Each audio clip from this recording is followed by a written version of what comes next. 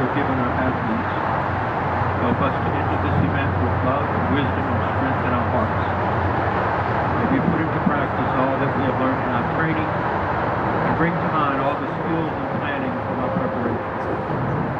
Watch over our girls as they compete today. Fill them with strength and courage as they give of their best. We ask this in your name. Amen.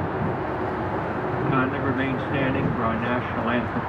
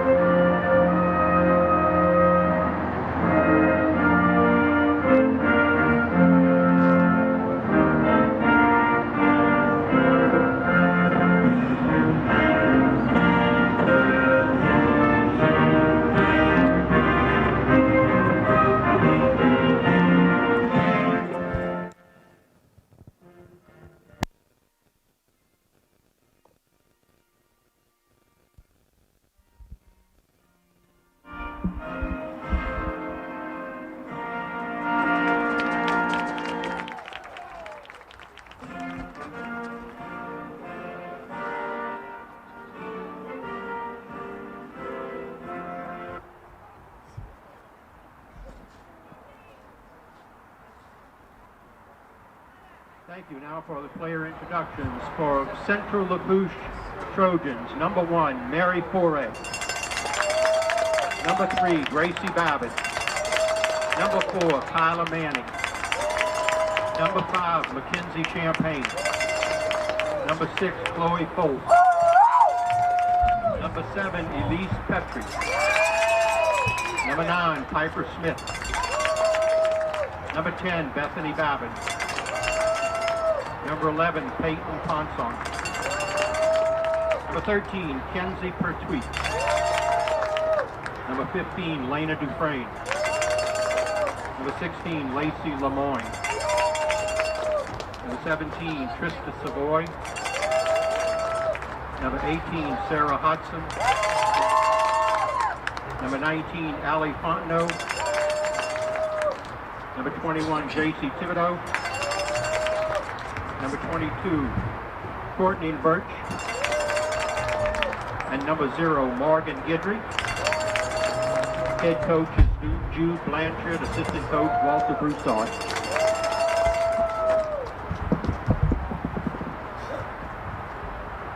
And for the home team, the Mount Carmel Academy Cubs, number 17, Chloe Beebe. Number 27, Maya Beebe.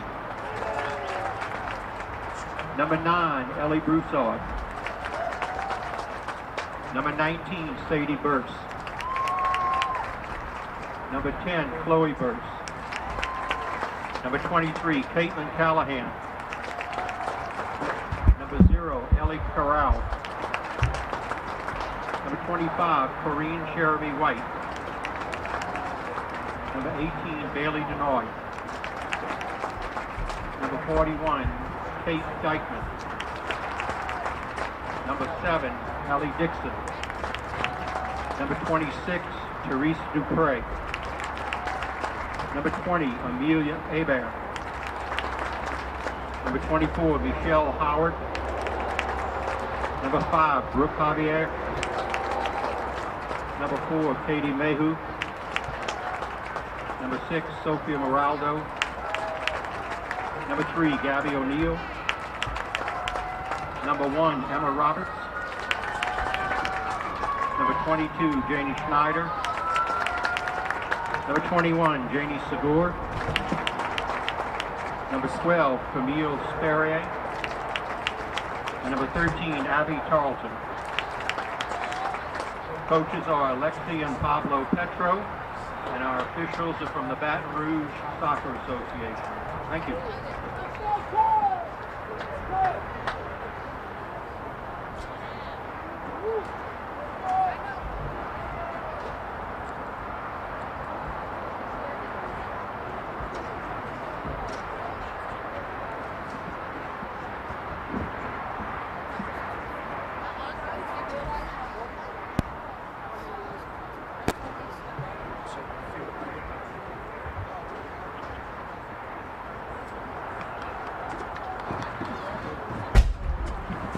And we welcome you to the first of two quarterfinal games in Division I LHSA girls soccer from Pan American Stadium on a cloudy, sort of dreary day, but should be two outstanding games between four teams that are looking to move on to the state semifinals. I'm Jude Young, joined by the coach Alan DeRitter as our first matchup, and we're on different sides of this Division I bracket. We'll pit Mount Carmel and Central Lafourche. And for Mount Carmel, familiar with being at this stage pretty much every year in the Division I playoffs, and Central Lafourche having moved up from Division II after some great success there the past few seasons, showing that they belong at the very top division as well. And coach, when you look at this particular matchup, both these teams are going to go right at each other. No fear on either side. Should be entertaining soccer. Yes, indeed. They're both well coached. Okay, they both have a certain system, and like you said before, Central Lafourche really feels like you know, they got the chair or their legs taken out of them from having to move from Division II to Division I, and having to play Mount Carmel. What a draw! But if you're going to be the best, you got to beat the best where they're at, and this will be a great test for Central Lafourche to see if they belong in D1. And I'll tell you this, the style of play that Mount Carmel's got, the pedigree of the players that they have, you can just see, looking at them on the field, getting ready to play, that they're at the highest level. Mount Carmel seeded second, 19-3-3 on the year, and number 7 seed Central Lafourche 21-5-3 as we are underway and using the orange ball today. Hopefully rain holds off. There are slight chances for that on a slick turf field that could cause some issues, but so far so good. As we start off this doubleheader, it'll be Dominican and St. Joseph's in the second game. I'll tell you what, Mount Carmel made a statement right away, going right down their throats. And so they're not going to play soft. They're not just going to possess the ball, what they're famous for. They're going to try to attack when they can. And both teams want to keep possession and play the ball through the middle of the pitch if they can. So there should be some competitive midfield play today. Cubs in the all orange, as we're familiar with seeing them, and white with yellow numbers, some green trim, and names on the back of the jerseys of the Lady Trojans for this. Thank God. You said it. All right. And early in a match like this, you'd expect a feeling out process, but Mount Carmel's had a little better of the possession early. Yeah, I mean, it's still kind of early to be judging that, but sure. But anyway, I don't think Central Lafourche is going to have a problem with that. I think Central Lafourche is really kind of team that's going to get you on transition. And, when you're in an elimination match, it's important to stay solid at the back and have communication working well early. Yeah, you don't want to be the reason why you lose. Yeah. You know, let the other team come beat you. I'll tell you what. Look at how both of these teams go for the 50-50 balls, and that's a sign that two teams that really want it. Central Lafourche out of Raceland, Louisiana, making a bit of a trek here for this matchup, but all these girls playing in competitive club soccer throughout the year as well, so they're used to long bus rides and big matchups when they get there. Yeah, some of these kids, most of them probably play for the Lafourche legacy, and their assistant coach, Walter Broussard, on the sidelines is the guy who kind of runs the show down there. And not officially, but, you know, he's been a heavy force in Lafourche soccer for the last 20 years. Another try to throw in here, and we have a whistle, and it will be a throw in for Central Lafourche instead. Yeah, we had a Baton Rouge crew today, and the lady who's in the middle is a real solid player. I mean, a referee. She's not going to let anything like what just happened go. You were telling me just how many different officiating associations there are, and you want a neutral crew for playoff games, just like we see in other sports. No surprise there. Yeah, and I think a Baton Rouge crew is as neutral as it's going to get, you know, for a game between a home association and a New Orleans association match. Attempt at a cross there, but didn't get a good foot on it. But Mount Carmel trying to keep it pinned on this end and doing so. Central Lafourche playing with one forward, so they're going to make sure that Mount Carmel's got to have a tremendous shot to beat them. Chloe Burst trying the cross there. What an amazing story. She is just 12 years old, has scored 27 goals on the year, and even tested out of 7th grade. She should be a 7th grader right now, and she's a star for one of the best soccer programs in the state. Tell you what, look to see her playing on Saturdays in a few years. Because this isn't just a 7th grader moving up. This is a 7th grader moving up at Mount Carmel. You know, so that says a lot. Janie Seeger, the captain and central midfielder, playing it wide to the left. An opportunity for Ellie Broussard, who had an excellent game in the last round of the postseason with a goal and an assist in a 2-0 win. Yep. And just a sophomore, again, a young for Mount Carmel team. A lot of their key players underclassmen.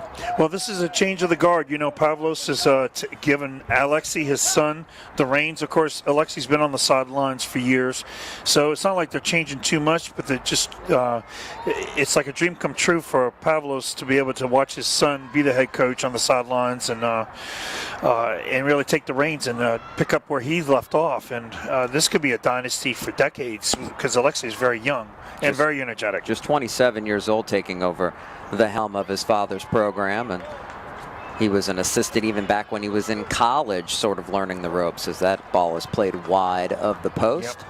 And it should be a goal kick for Central Lafourche. Yeah, the ball, for those of you watching with us, you know, the ball's going to be pushing towards the bottom of the screen right now, and the girls are going to have to get used to that. It's not a heavy wind, but it's pretty consistent. When we first arrived to set up about 90 minutes before the match, there was a crosswind from right to left on our camera angle that was pretty strong, but it's really died down since the start of warm-ups for both of these teams. Yeah. But with a good ball like we're playing with right now, that can really make a difference. A lot of heavy balls, you know, will die in the middle air. This ball is going to carry. Now transition, there you go. They want a fast-paced transition. First opportunity to play it down the pitch, but a little overstruck. Yeah, the two wings moved up, so they're playing with one forward while they're on a defense, but on attack they're playing with 3. And now they're putting pressure on. There it is. Should have been something. Missed kick, but not able to control it at first for the Lady Trojans, and now the Cubs back in possession, working it the other way down the far side. Okay. Hallie Dixon, a freshman, again another young Cub, had possession, playing it towards the middle. Goes back out wide and headed away nicely.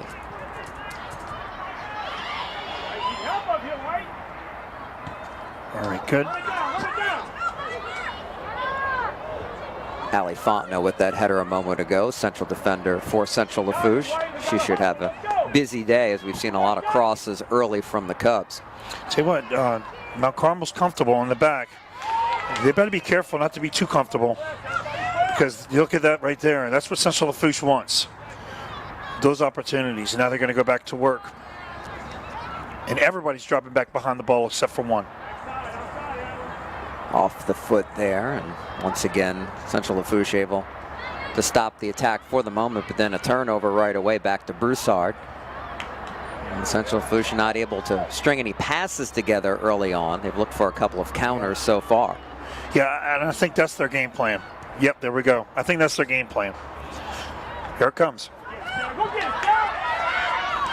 Chasing it, and the keeper having to come out and play it in front of the area. Yeah.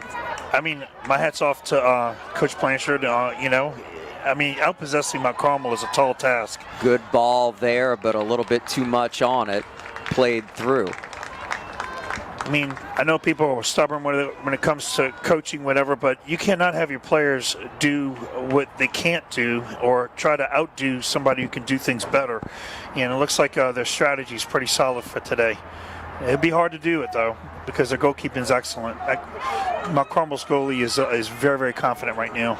You can bring your forwards up and pressure in the final third and still have plenty in the back waiting just in case the attack comes. So you can be aggressive in that way, but still have defensive shape. Yeah. And so you're forcing those girls to be perfect. And they're human. Every now and then they're going to make a mistake. It might just be one, but it might be the one that they need. Seeger, the captain, having to battle to keep possession here under pressure from Piper Smith, a senior forward.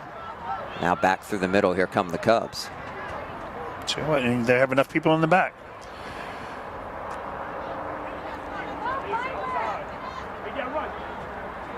Both teams feeling each other out, but so far the Cubs with the better of the ball, but perhaps this an opportunity to do something with it, but intercepted nicely in space. Yeah, Mount Carmel's going to have to take what Central Lafourche is giving them, and what Central Lafourche is giving them. Central Lafourche does not want to get scored like this. Okay, they're giving them a shot from on top of the box, and I don't know if it's going to take till halftime for Mount Carmel to realize that. First corner of the match coming almost 9 minutes in for the Cubs. They could use the wind if they want to. I mean, flag blowing in the face of that particular corner. They played the short corner instead, now up towards the back post. It's well designed. And it goes over the end line, and it'll be a corner on the other side for Mount Carmel. Okay. Now this is where they can stretch it out. They don't need to go to a short corner. And Mount Carmel's putting the horses up. They only have two in the back, so they're going to try to score on this. Restarts are so important at this level. Decent amount of wind, too, to the back for this play. And an end swinger. No, they'll keep it on the pitch. They keep it low. And a lot of bodies in white there in the middle trying to keep it away, and eventually goes out off a Mount Carmel goal kick. That was interesting. You know, when you have that wind, especially when we were talking before the game, you know, the goal being 8 feet high for a male, that's the average height. For a female, that is just look how much the top of the goalpost towers over her. You know, just an in swinger by itself wouldn't be touched defensively. And we've seen goals scored even in key playoff games that we've broadcast here, scored directly off of corners in that manner. Yeah. A perfectly placed one towards the upper corner can be impossible for a keeper to deal with, along with the traffic in front of the goal in situations like that. Yeah, even if you have a girl on the post, they still have to be able to jump 8 feet high to defend it. And Mount Carmel battling to keep it on this end. Mount Carmel's got open players, but they're determined to go forward. And if they keep doing that, this is going to be the result. Poked away from Snyder, the freshman. Keep your eyes on the middle of the field above the 18. That's where really the weakness. Central Lafourche is giving them that shot. Lady Trojans having experience in the middle. There it is. All right. Wow, very close there. Yep, you can't stop a shot like that. The kick and not able to clear it. Here's a great opportunity. It's off the post to the left on the shot by Dixon. 2 in a row. Haley Dixon, what an experience. Cubs have to feel hard done there. 2 great opportunities in the 12th minute. Yep, but they did it from outside. Now they know where. Now they can smell blood. Watch out.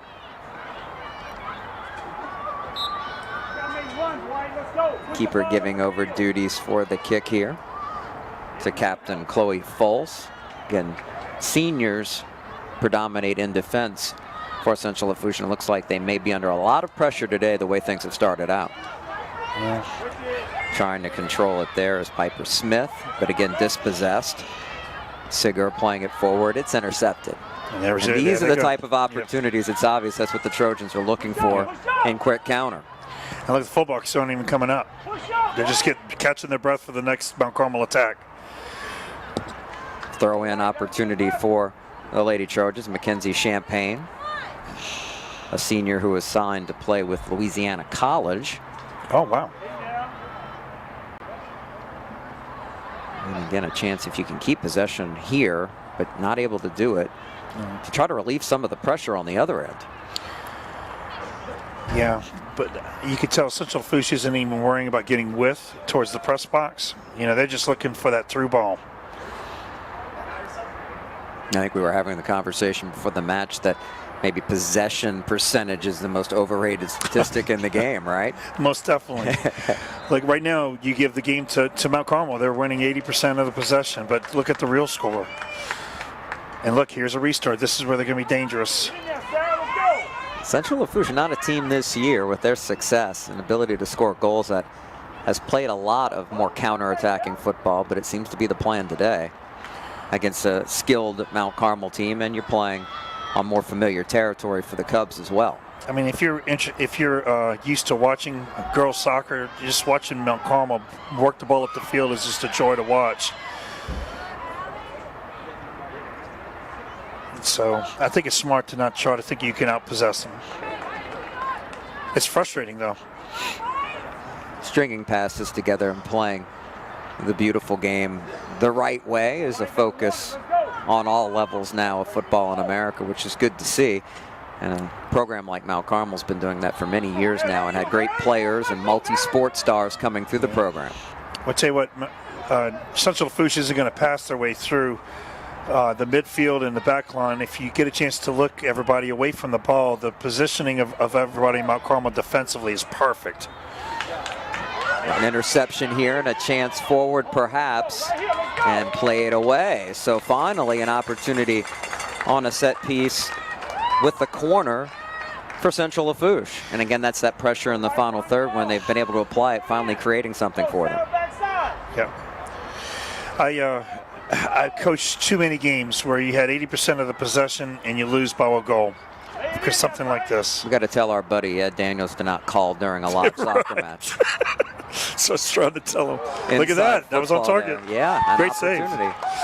Well handled by Ellie Carroll. Ellie Carroll.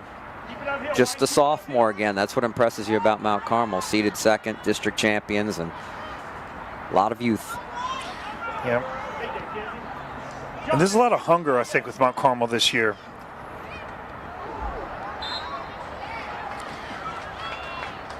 And St. Scholastica really bowing out to Mandeville. All right, left the door wide open. For the last couple of years, it was just a closed door. St. Scholastica was just so superior. And now, really, it's your call. You could tell me who you think is going to win in Division I. I think you can't go wrong saying Mount Carmel. Right now, Mandeville should be wrapping up. They're about to start their game. Who's going to win Division I is anybody's call. North Shore, the top seed, been dominant in 2 games, including a 4-0 quarterfinal win, and we do have the foul called. I don't think so. No, interesting. I thought for a second there we might even have a card coming out, but it didn't happen. Yeah, North Shore wound up just playing the game already. I mean, they already got it out of the way so they could get rest. They are laser focused to win state. They defeated 8th seeded Lafayette 4-0. Yeah, easily. Look at this overlapping run. Very good. Nice opportunity, but smartly slowing up and then playing it off the defender out of play. And we'd like to tell you, but sometimes we can't catch their numbers in time. We're a little blocked here, but we've got our camera in a better position than we're able to work with. My glasses are waiting for me at my optician's. So I'm doing the best I can. Played up and down the field by Foles. Well, this is gymnastics. Mount Carmel has the game, but it's not gymnastics.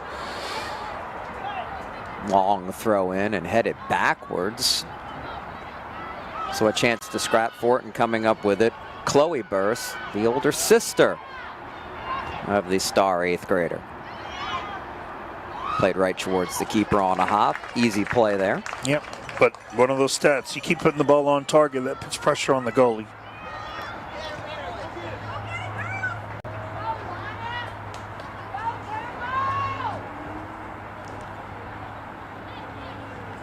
Bit of a misplay out wide side, but again, Central Lafourche has weathered early storm, the post helping a couple of times in about a 30-second span, or Mount Carmel would have the lead.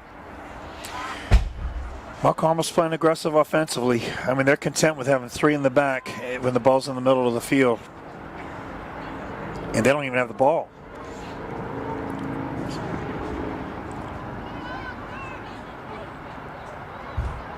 And that's the result. No, I still work. It's textbook soccer. Very good, going from touchline to touchline. using width on both sides really well early in the middle third of the field has belonged to Mount Carmel so far. Yep, that's their game plan. Central Lafourche backing off a little bit more and giving the Cubs a bit of room to work with. Here's Dixon again. Tell you what, Dixon is playing a diverse game. She's constantly making runs. She's not predictable. She's not just sticking around in one spot. Willing to cut inside as she tried to do and pass it there, but another interception there by Mount Carmel. Ball at the feet of Gabby O'Neill. Came close. All right. And not able to get a good foot on it there, but again, the space starting to open up in the middle. That time it was Brooke Javier, a junior. Yeah, Mount Carmel's starting to figure it out. The goals are going to come from the middle. They know where Hallie is, that's for sure. Haven't called Chloe Burst's name very much. She's public enemy number 1 of the Central Defense. Always has 2 Central Lafourche players to each side of her, as we've watched so far. Yeah. Long throw-in was intended for her, but a little short, headed back. But as you can see, more space for the Cubs to work with for the build-up play. Just the youth on this team just amazes me. Look at that. Oh, that was close. Really good play there off the foot of the captain, Janie Segur. I think that's excellent for teenagers. A lot of times, you know, they'll just sit and just, you know, beat the dead horse, you know, and just keep attacking the wing like you're taught. But here, Mount Carmel's already made the adjustment without halftime. I don't know how much Alexi's telling them from the sidelines, but they've already made the adjustment. Now it's Central Lafourche's turn. Or maybe they can feel confident that they can weather that storm. That's a pretty risky gamble. How much of it at this level is those type of adjustments versus just players having a feel for the game, having a game plan going in and knowing what that first counter to your attack might be? I think it depends on the talent level of the team and the experience level, the soccer IQ, and how tight they are. How nervous and are they familiar with this territory? Right now, Mount Carmel looks very relaxed. Once again, Dixon had it for a moment, keeping it and playing a nice ball forward. She got a lot on that, but the keeper right in place. Yeah. The keeper has not been out of position yet tonight.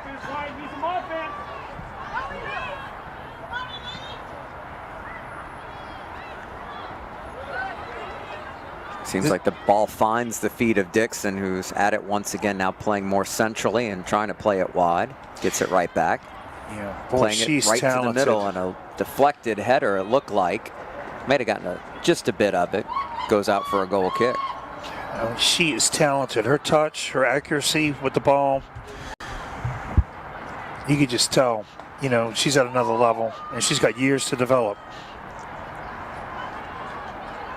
We've seen the Cubs play the ball all over wide and right down the center of the pitch early, but Dixon out there on the right side has been awfully dangerous, and she's seen a lot of the ball. Now a chance on the near side, but played back towards the middle, and an interception. Maybe a chance for a counter here with a good ball.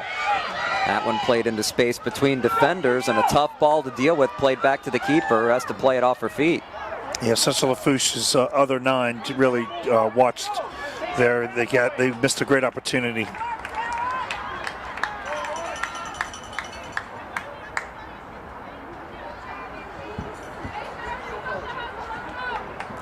I'm really surprised that it's not been physical, in my opinion. I thought it was going to be a lot more physical from Central Lafourche. Both teams playing cleanly. Classic attack versus counter-attacking mode type of matchup so far. Wait a minute, are you saying playing physical is not clean? I'm just saying. It depends on your thought process. As the official in the way there and maybe creating a chance, but overweighted. No, way overrated. Live streaming on Crescent City Sports is brought to you by Ye Olde College Inn, a true New Orleans farm-to-table restaurant. Oh, there you go. Open Tuesday through Saturday for dinner, and the home of the New Orleans Prep Sports Hall of Fame. It's always a joy to walk in there and to just see all the lore on the walls. Ron Mercado, many years with the Clarion Herald, reporting on prep sports for, I believe, 6 decades and counting. The big reason why that Hall of Fame is in place. I like to go there just to look at the walls. Again, here's Dixon. Playing it forward, trying to for Burst. What a great name for a soccer player. Her and her sister Burst, especially a central forward, having that type of name. That's right. You got to be good, right? Right. I wonder if they had any inside information when the kids were born. I don't know. My last name could be Rocket, and I wouldn't be talented enough. So Sure. just a coincidence. There, another loose ball. Gabby O'Neill playing it wide to the left, looking to try to chase it down to Schneider, and goes out of play. Yeah. Such a good defensive speed in the back. You can see they also have good size back there as well, so if they need to be physical around the goal mouth, they can do it. I understand why there's such a successful team coming in, but we know Mount Carmel really skilled, and Central Lafourche playing it cautiously as a result. When you're away on a playoff game and you're 0-0, you can't be upset with the result so far. No. It only takes, a squeaker like you had in Bell Chase Holy Cross game a couple of days ago, in the last seconds of overtime, people cramping up. Isn't it nice to see competitive games like this between so-called select and non-select schools, not having to worry about that nonsense in soccer? Had to be said. I'm glad you said it, because it's just so disappointing. Like, the brackets came out for basketball today, and it was just nauseating to see how many state champions we're going to have. And, like, how can the kids take pride in that? Here, you got a real state champion. Kids have been polled in all of these sports with the split. It's overwhelming. 85, 90% don't want the split. They want to play against the best. They're not afraid of the challenge. So what's wrong with the administrators? We know what the answer is. They want to have trophies and banners that they can stake claim to. It's probably more important to folks that aren't the kids, I think, who just want to play the best and give it their best shot. And I really think it has the kids misapportioned. I coach football for De La Salle too, and Sure. Play St. Thomas More in the finals. I mean, that's a 4A team, and we're definitely a 3A school, like solidly 3A. We could push 2A, and so our kids, did a good job. But if we were in our true classification, we might even have repeat state championships. St. Thomas More was clearly one of the 5 or 6 best teams in the state on any level too. That was a rough contest on their campus. Yeah. Really was. Almost a chance there for Burst, but played away. Solid in the back so far, except for one sequence. Again, Mount Carmel with the best chances, pretty much all the chances in this match so far, including 2 in less than a minute to go off each post. But I'll tell you what, if this keeps up for the next few minutes, at halftime, Central Lafourche is going to have momentum, because their goal is to counter. That's it. They just make sure they don't get an easy shot on target. They've gotten plenty of shots, that's for sure. But when you're shooting from 20 yards out, you have to be very accurate. For the most part, the keeper on these goal kicks not having those duties. Central Lafourche tries to get it down the near side. Headed forward, toe tap nicely. Again, in the end, Mount Carmel winds up with possession, but the thought of pressure in the back always on the minds of the Trojans. Now you can see why, though. Mount Carmel's very confident in the back. They can't make a mistake, though. 9 dropping back quickly for Central Lafourche. Maybe not quick enough. There's a hole right there. O'Neill keeping possession, playing it back towards the middle. And there's where the hole is. Yeah, 9 didn't get back fast enough. Stringing passes together nicely here and switching the play to the wide side. Down the left again, fighting for it is Burst. And gets a little help down there. Nice job by Broussard to keep it alive. A lot of talent on that field from Mount Carmel. Quick restart. Here's O'Neill now coming from her outside position to play a great ball. It's just over the net. Goodness gracious, that the best shot we've seen so far. And she's upset with herself. She had a wide open look, but it was a great shot, just a little too high. This is probably the 33rd high school soccer game I've seen this year, boys and girls included. She's probably the most impressive offensive force I've seen this year so far. And she's a kid. think we can't stress that enough. Even the Central Lafourche fans could tell number 7's, excellent. And only 4th on the team in goals and 5 assists, but tells you the depth of this club. Burst with 27 and Javier with 11 goals leading the way. Okay. You see how the keeper plays it right if you're to somebody in the back, and they're playing the ball on the pitch. It's beautiful to see from Mount Carmel. If you're a possessive team, you have to be able to use the keeper. And Central Lafourche is just hoping for that one mistake, which she has not made yet. And the right side has been kind to Mount Carmel so far as it's played out. Yeah. Big reason being O'Neal.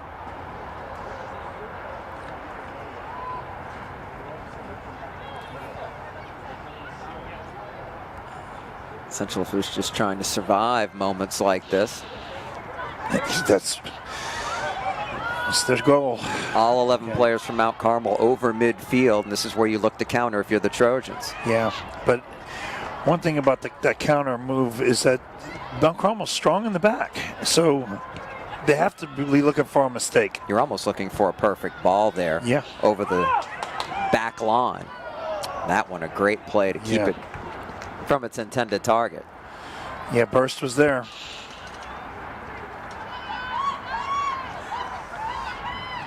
I think we're going to be looking at this team for the next 4 years. No question about their talent and depth. And that was Ali Fontenot, a central defender, making that key play a moment ago for the Lady Trojans, who try to keep possession here and turn it around, but quickly dispossessed again by the Cubs as they keep on coming. Yeah, Central Lafourche is starting to get frazzled right now. See, Piper Smith has been dropping deeper and deeper and deeper, trying to help her team out, but that just gives Mount Carmel the chance to attack with more. Well, it's called being on the defensive for a reason. The more you're having to play just that one end, you get a little bit more panicky when you feel like danger might be near, and you see them just huffing the ball the other way quickly, just trying to play it away from their own goal as opposed to trying to put some passes together. That's the negative of, I guess they call it negative football. I just call it being tactically aware. Yeah. And that a good flick on towards the back post. Out of play. Got a substitution coming in for Central Lafourche.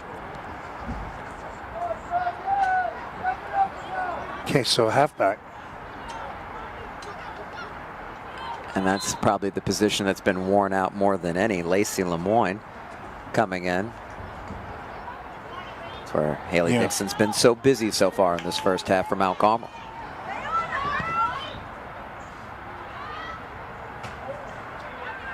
I tell you what, that could have really been dangerous.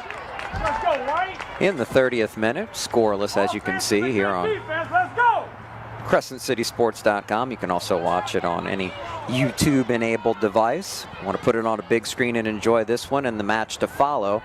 Dominican taking on St. Joseph's. Opposite sides of the bracket here in Division I. Yes.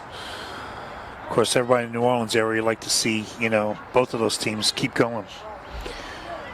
District rivals, great rivals in every sport for so many years. Amen.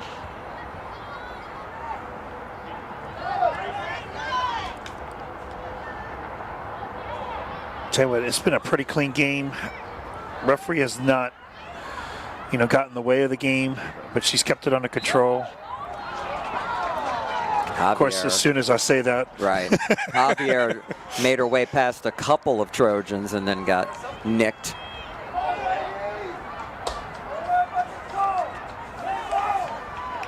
Very dangerous. Ellie Broussard is hanging back too. I wonder if she's going to be a part of this. Looking to play it in is Segur. Oh, wow. And way too much on that one, right to the keeper again. A little bit higher, though.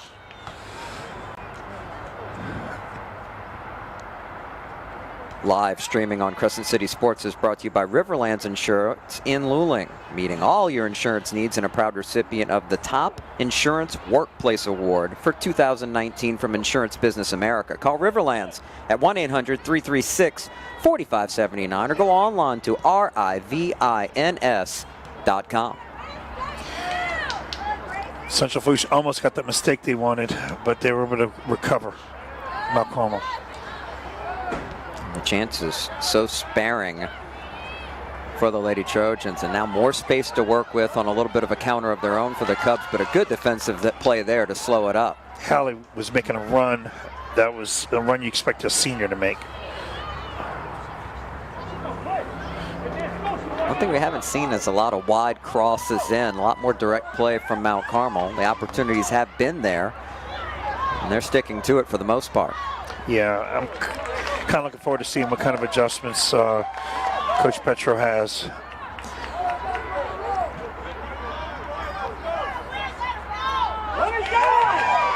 Yeah, I don't think they're going to be able to outrun Mount Carmel's back four. No, and it was obvious there that at least Petrie, the wing on the right side for Central Lafourche, wasn't ready for that ball, but a chance to keep it on this end if they can. But once again, possession lasting too shortly for them. Yep. Played out of play, another throw in for the Cubs. Yeah, it's just possession's not going to be the way to win the game for Lafourche Lady Trojans. They pushed their left back up there for that attack, but she got ignored in the process. Hope folks around the state are enjoying this one, and very happy to bring you 2 matches in a row. Just worked out that way with the doubleheader in the state's highest division. 4 quality teams playing here today. You can see how well coached both squads are, executing their game plan here in the first half with very different styles. But very focused. I think Central Lafourche is going to have to make adjustments too. If they really think they're going to outrun the back line of Mount Carmel, I think that they're kind of mistaken. They're going to, I mean, playing direct and transition soccer still can work, but I think keeping the ball going towards the keeper is going to result in 0 goals for them. Winner of this match will take on the winner of 3-seed Mandeville hosting number 6 Bird. That match starting as we speak on the North Shore. Yep. A lot of people looking forward to that one.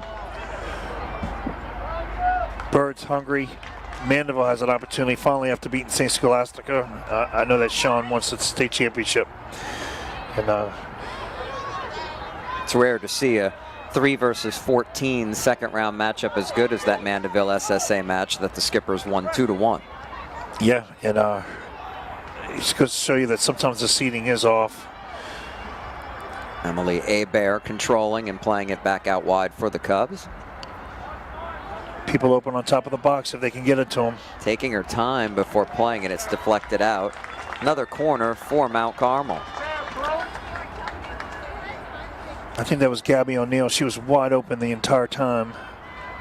She's got her hand on her hips right now. It's just wondering why she wasn't past the ball. And that was Burst on the ball a moment ago, and maybe taking a little bit too much time for the defense to close in near the end line.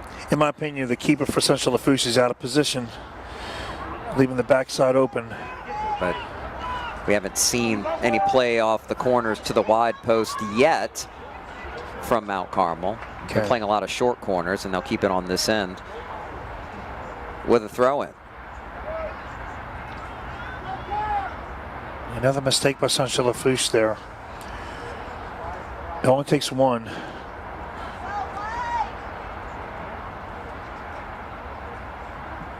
Looks like a bit of man marking with others just playing in their area. Sometimes it's hard to keep that kind of shape. It's just compact. No question they're going to keep at least one defender, if not 2, with Burst. Oh, wouldn't you? No doubt about it. She's got a little space to work with here, but it bounced over her. And that could have been the right opportunity if it had gotten to her feet. They're knocking on the door.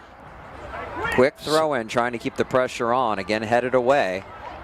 Can they keep possession and counter? No. Intercepted by Segur. No. Good triangle play with the passing there. Now played to the middle, and good physical clearance there by the Lady Trojans. So Central Lafourche is hanging on. They need halftime. Now, Mount Carmel's putting 10 players up.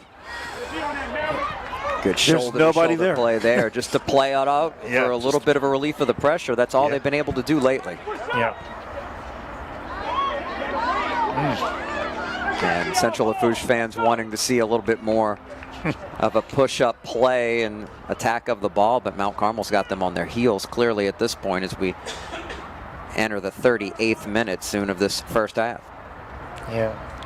Again, you can't make the players do what they can't do or what the other team's better than. I think Central Lafourche has been doing fine all game long. They're in there. They're still in this game. They're barely a Division I team, population-wise.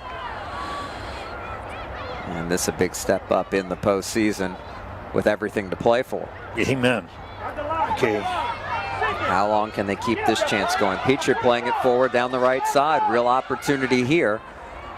Saying that. Play it out for a throw-in. Yeah, five Mount Carmel defenders, though. That's kind of hard to ask for her to be able to make it to big any kind of shot. And the question is here, once you get an opportunity for a throw-in like this, how many numbers do you bring up to not be exposed if you can't keep possession? I tell you what, Central Lafourche is trying. Right now, they really are asking for a transition goal from Mount Carmel.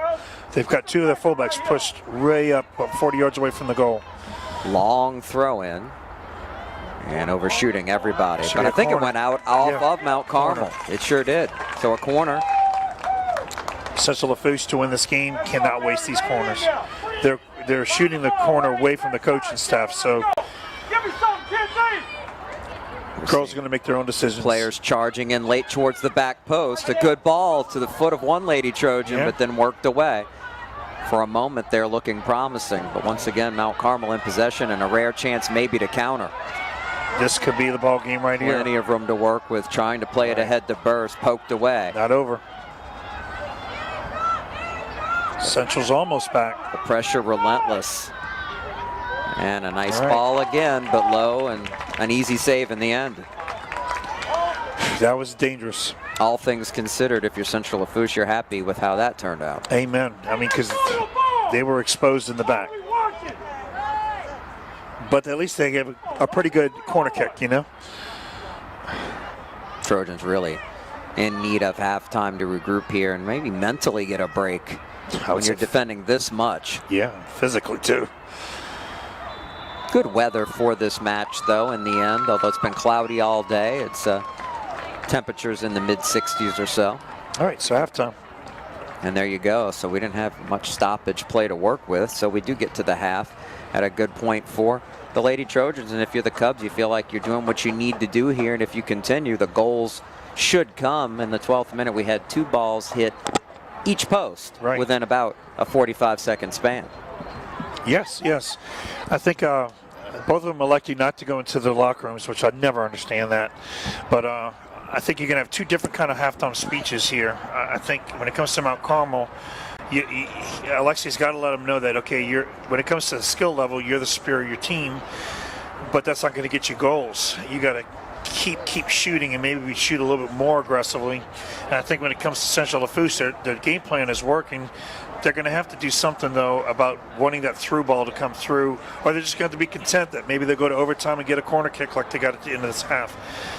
If they're going to do that, then I think the chances of winning are small, but at least maybe it's better than if they played Mount Carmel straight up, you know, body to body. So these coaches have some big decisions to make, especially Coach Blanchard, Coach Blanchard in Central Lafourche's camp. And all too important to take advantage of this time for rest and strategy for both teams. We'll be back in a moment. Tied in a scoreless game between Mount Carmel and Central Lafourche in the Division I girls soccer quarterfinals. Again, we're happy to bring it to you live here on CrescentCitySports.com.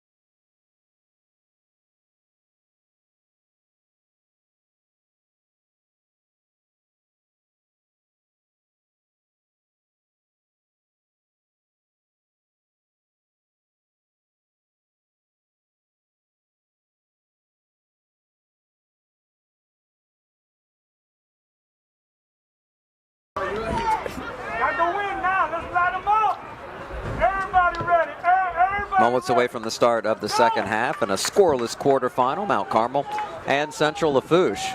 Jude Young with you, Alan DeRitter. Doubling up the media coverage here with the Monday Night Football Facebook page. Of course, we'll let him talk a little bit about his great podcast that covers Louisiana youth soccer, high school club soccer, player development, you name it, like no other. And we're happy at Crescent City Sports to have that podcast available to you every week as well. Our Baton Rouge Association officials back on the pitch. That means we're at the time for some more football. Part of the doubleheader that includes, and it's a separate stream, folks. You can see that on our live streams pages and on the Crescent City Sports YouTube page as well. Next match, Dominican and St. Joseph's.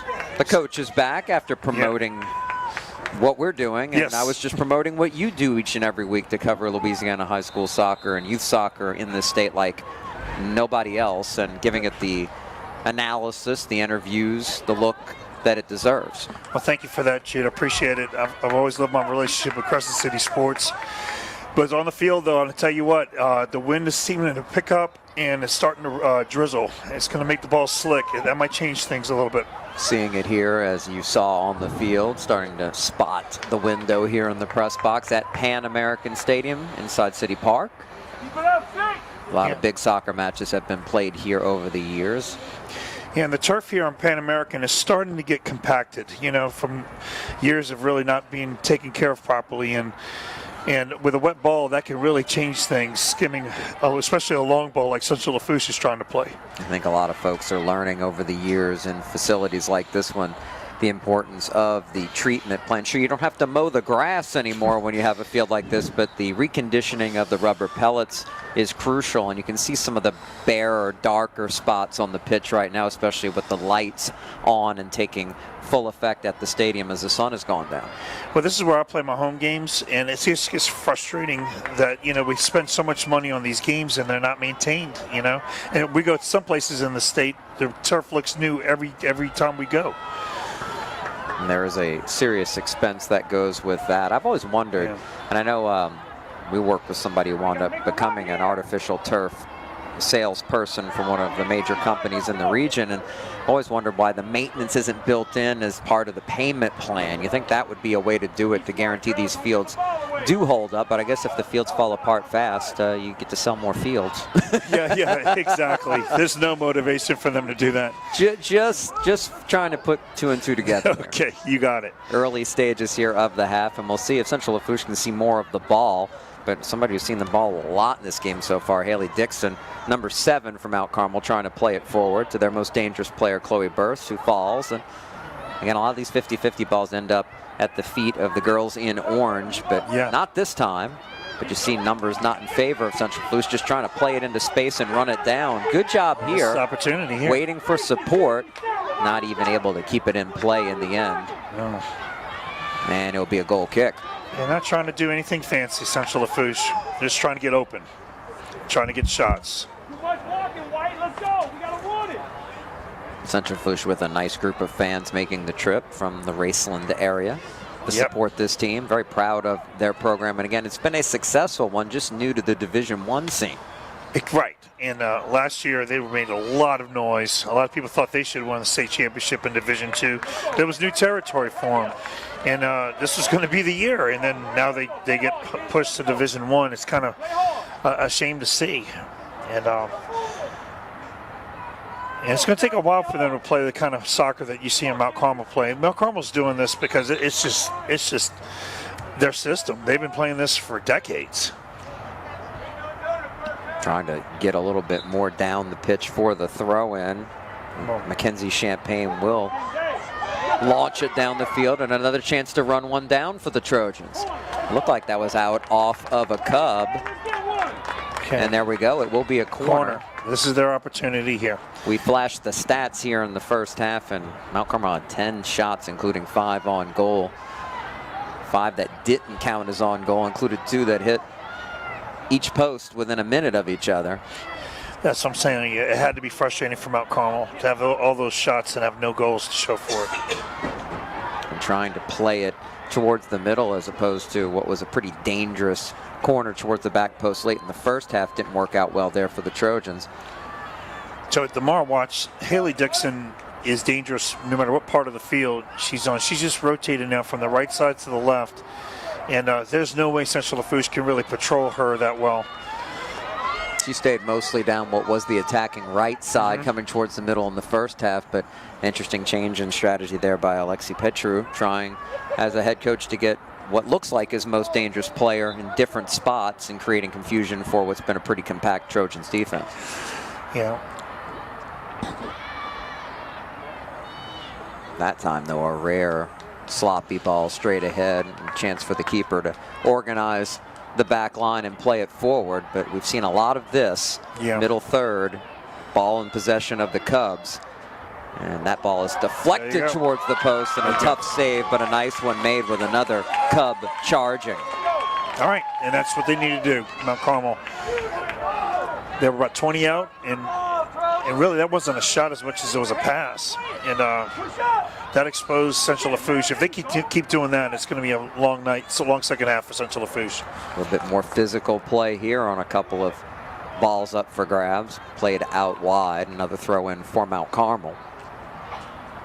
I mean, if I'm Central Lafourche, that's what got you here. You know, you're very physical. You're very fast. Maybe they decided at halftime that they need to do a little bit more of that. At some point, you have to test and see how much the officials are going to let you get away with, especially when you're doing a lot of defending on your end. Yeah, well, it looks like that's happening right now. The game is heating up. Winner take all as far as a trip to the state semifinals. The longer it stays knotted up in a scoreless match, the more the pressure heaps on both teams. Yes, and teenagers and pressure. It's not like the pro game. You work hard all year for this. Yeah. Then it's done. A very well played ball that's worked away. Tend to target again Chloe Burst. And for Mount Carmel, you want to get the ball to her feet in dangerous spots. She really hasn't had that opportunity so far in this match. No. And I wonder if that's by design, honestly. Oh boy. Corinne Jeremy White, real contact there. Yeah. Foul comes and so does a red card. Wow. I didn't see that. I'd like to see that on replay. Unbelievable moment in this match. Straight red. That's going to be a controversial call. Goodness gracious, I was a little stunned by that. You could see the card was coming, but I guess an elbow, it appears, according to our replay that we're showing right now, might have been involved there. A dangerous play, and from a match that wasn't very physical in the first half, leading to a huge moment. Mount Carmel now playing down one. Yeah, I was just about to say, if Central Lafourche thinks that Mount Carmel won't be able to handle a physical game, they're mistaken. And then a Mount Carmel player winds up overreacting. Who was it? Unbelievable. Chloe Bird.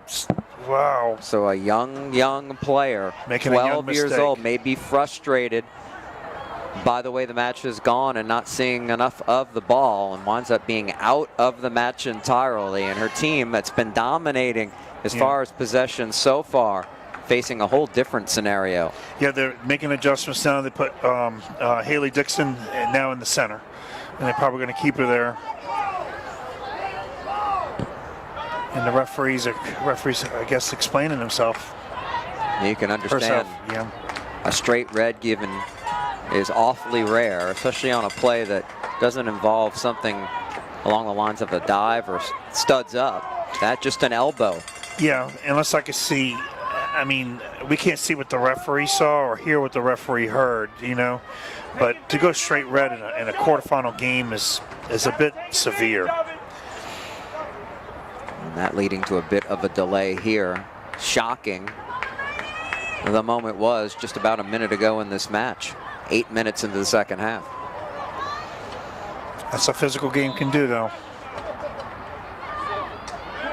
Now, if you're Central Lafourche, you still have to be sure that that's going to create more opportunities for you. And if so, shifting into more of an attacking mode after playing with such a defensive posture.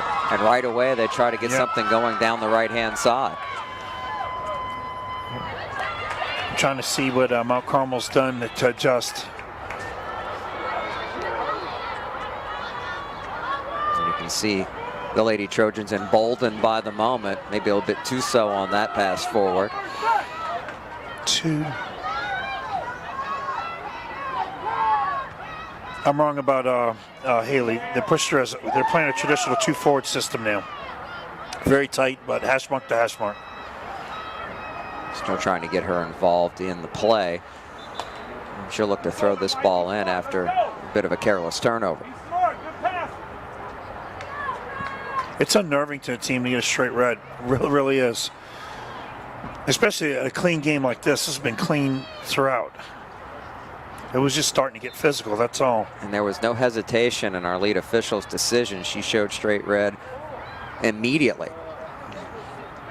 So what she saw was clearly unacceptable, dangerous play, but it is a controversy no less.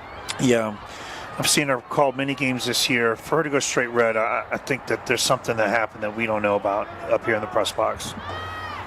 Language, you know, that kind of stuff.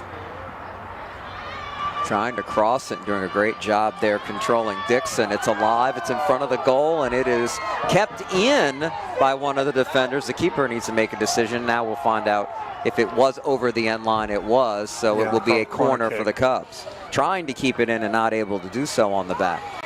That's a dangerous way to play. We always teach the kids, you know, play the whistle. We're facing a few obstacles from where we're broadcasting, including where the straight red play occurred. We've got a fence blocking us unless we stand up, and we didn't stand up in time that time. No. And it's really hard to tell these yellow numbers for Central Lafourche. Real chance here. Yeah. Off the body, played and defended away just barely. Lady Trojans under pressure, surviving again. I'll tell you what, they need to, it's not over. And that a race to the ball, and a good job by one of the Central defenders for Central Lafourche, allowing the keeper to come grab the bounding ball. Tell you what, that keeper right now has got to be on edge, because that was a quality attack right there by Mount Carmel. Talked about the work of Allie Fontenot and Chloe Foltz in the final defensive line for Central Lafourche. They've done a lot of work in this match in particular.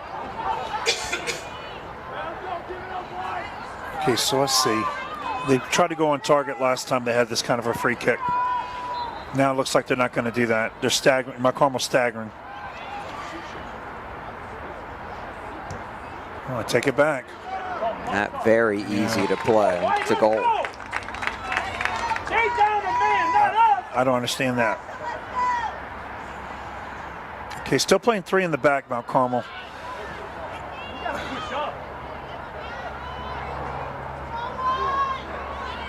That's going to leave the opposite wing open for Central Lafourche, but they're not a possession team, so it's going to be hard for them to get her the ball. Javier, who was dangerous in the middle at times, had it for a moment. Always present Dixon, playing it right to Schneider, who has it taken away. And now perhaps more opportunities to counter if you can, but that time slow to the ball. Here's O'Neal again. And the defender almost made a real mistake there, trying to give the keeper time to come get it when there was no chance. Boy, that was dangerous right there. In a sense, the red card has opened this game up a bit more for both teams. Yes. Kind of interesting, isn't it? You can't help it if you're Central Lafourche thinking you're going to have more opportunities to attack now. And right. Still very skilled Cubs out there who can take advantage of space and opportunities.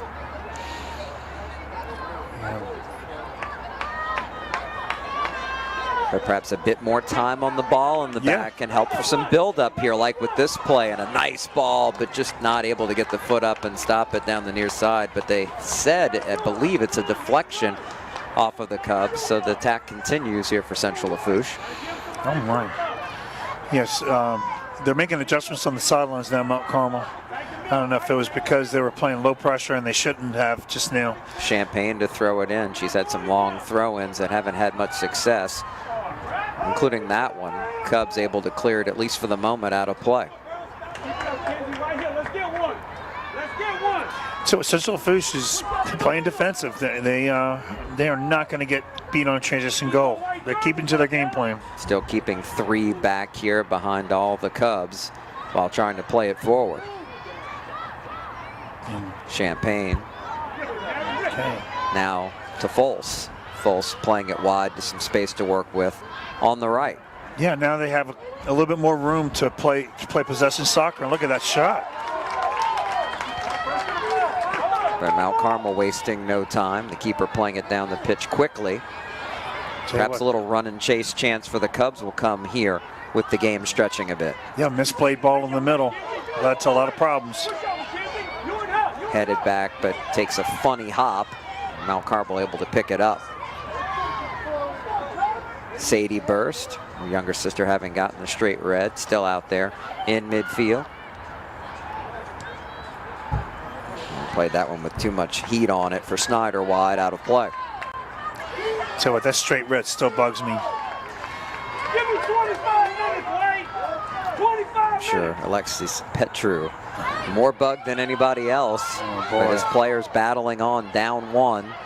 Not on the scoreboard, but players on the pitch. Here's O'Neal again. What a beautiful ball. That could have been a little bit overweight and will go over the end line. Tell you what, the goalie right there, she was really, really conservative.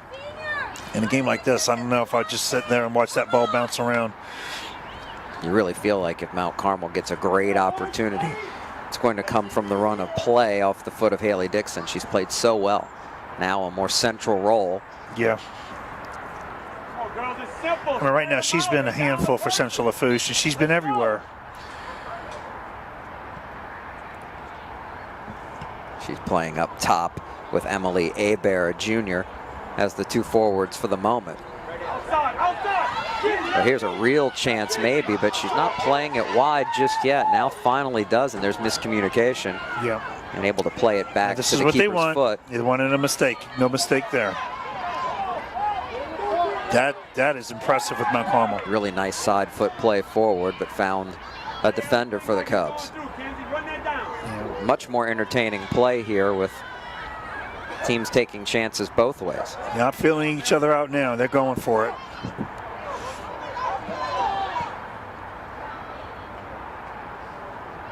I mean, Mount Carmel with that poise in the back, even with one less player, to still be able to use their keeper. She's starting to play a little bit more conservative right now, though. I mean, she's playing a lot more home than she normally was in the first half. Many adjustments made on one moment. As Mount Carmel leading scorer, Chloe Burst, a 12-year-old 8th grader, ejected. Straight red card. She'll never forget that.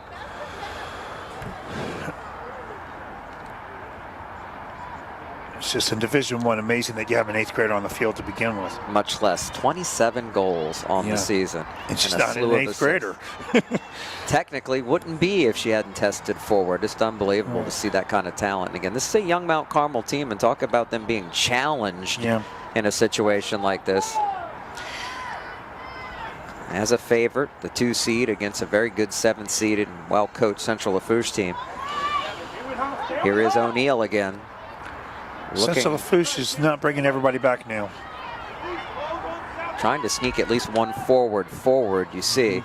Hoping for that loose ball to come her way and a chance to split the defense and a counter situation. Well, this is our possession team.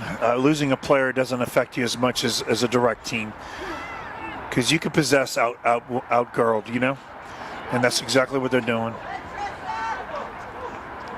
Mount Carmel having to work for possession a little bit more, but again, they have had the better of it since the red card. Yeah. Again, you lose a player when you're a possession team. It just makes it inconvenient, and it exposes you defensively. Offensively, you can still make rotation, you know, and make passes. Fullback still coming up and playing aggressively, particularly on the side opposite the ball for Mount Carmel. Center backs being a bit more conservative than they were in the first half, lingering around midfield when they're on attack. So this is a ball game right now. 20 minutes left. Can't fault Central Lafourche for their strategy.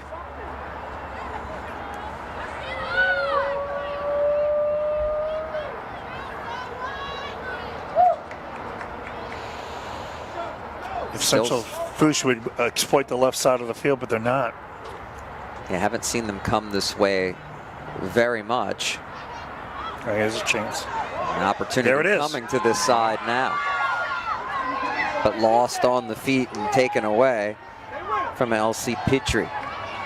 There's good. O'Neal again, relieving some pressure and playing it towards the middle. Good Chance defensive for shape. Javier, who has it taken away. I gotta run, make a run. Make that run, get there, get there. A lot of fun back and forth here. But the deflection does enough and makes it an easy pickup for the keeper in the end for Mount Carmel. Showing some speed there. You gotta attack the middle. You gotta be in that middle. Let's go. Stay with it. Good job, Chris. Stop.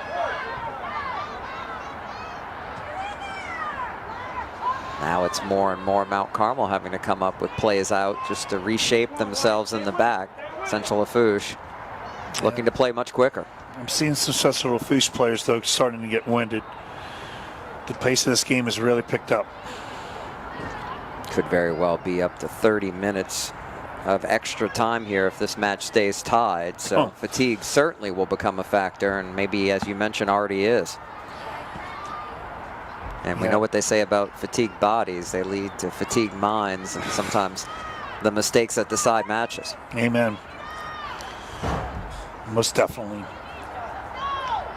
With this extra space, Central Lafourche has been playing more offense, but that's just, I think it's starting to wear them down. And every time they're not O'Neal compact has in it, the back. Nice, guys. Stay with it. So requiring multiple defenders to deal with her every time she has it. And to her again and quickly playing it off the side heel. Central Lafourche has been playing 9 players behind, but now they're content with 8. And that might bite them. Here's a reason why. Look. Stay with her. Javier poked away. The counter chances are tried, but sometimes a little bit too overzealous. Cubs keep it on this end. Mount Carmel's not panicking. Side's open. Here is O'Neal. Nice shot. Guess with shots like that. Made it a short hop situation there, but again, the keeper to the task.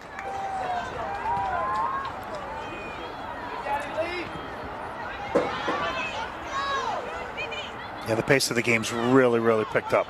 Chloe Beebe Lead, jump that. playing it back, and now another ball deflected off of out of bounds for the Cubs. This is not something you see often in a quarterfinal match. You have teams warming up in the back of the end zone. You know, that's a distraction for a quarterfinal game. It's normal for a regular game. Jane Schneider in, and Emily Hebert out for Mount Carmel. Very rare doubleheader, been making it possible to bring both of these matches in the Division I quarterfinals to you on CrescentCitySports.com. Glad the schools were able to help make that happen. We thank Mount Carmel and Dominican specifically for their help. Push up. Push up. Push up. Solid goalkeeping. Pass away, Lana. Be there. Into the 23rd minute of the second half.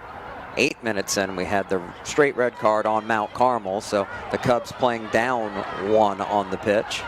Here is O'Neal again. Every time she touches the ball, you just hold your breath. She had a couple of options towards her left, decided to shoot it that time. She's got to be feeling it at this point. She's been so involved in the play in both halves so far. Got to be. Very impressive player.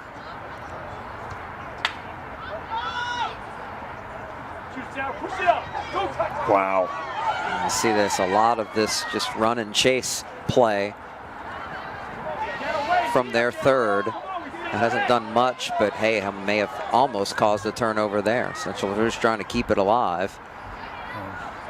It's out of play. This is what I was expecting in the first half before the game started from Central Lafourche. You know, pressure, pressure, pressure. Two distinct styles, pressure and calm possession.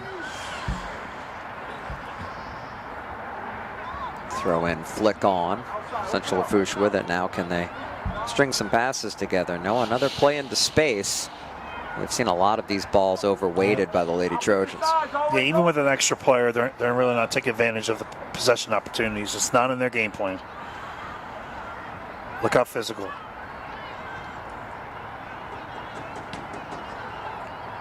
Really, Central Lafourche looks more comfortable now. They like this style of play. Her confidence bolstered from the moment Mount Carmel went down one player. And they've had some half chances moving forward since then. Trying to keep possession here. Nice back heel control of it by Kyla Manning. In the end, it goes out of play to Mount Carmel. This is a chance for Mount Carmel. Oh, referee wanted the ball stationary. So it was a free kick and too quickly played there by O'Neal. Starting to see players winded on both sides now. Still got 15 minutes left. Had hardly any stoppage time in the first half. Right. Not They're going to very have physical a few minutes sure. now because of the red card, I think.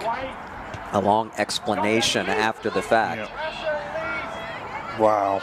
O'Neal again to Javier. Javier turning, playing it. Mount Carmel being patient here, deliberate with it before the shot by Gabby O'Neal. Central Lafourche fans fired up, wanting to see the counter show success, but play it out. Getting a foot in there, Sadie Burst from Mount Carmel. So this is no accident. The skill level that we have, looks like cramping. The skill level that we have on the field is developed. It takes years to develop those kind of skills. And we talked about the work rate of Haley Dixon in this match. Sure enough, Coach is going to have to rest her. finally getting to her a bit, needing to be stretched here for a cramp. I mean, she has covered the field all night long. She's not going to give up, and they're not going to sub her out.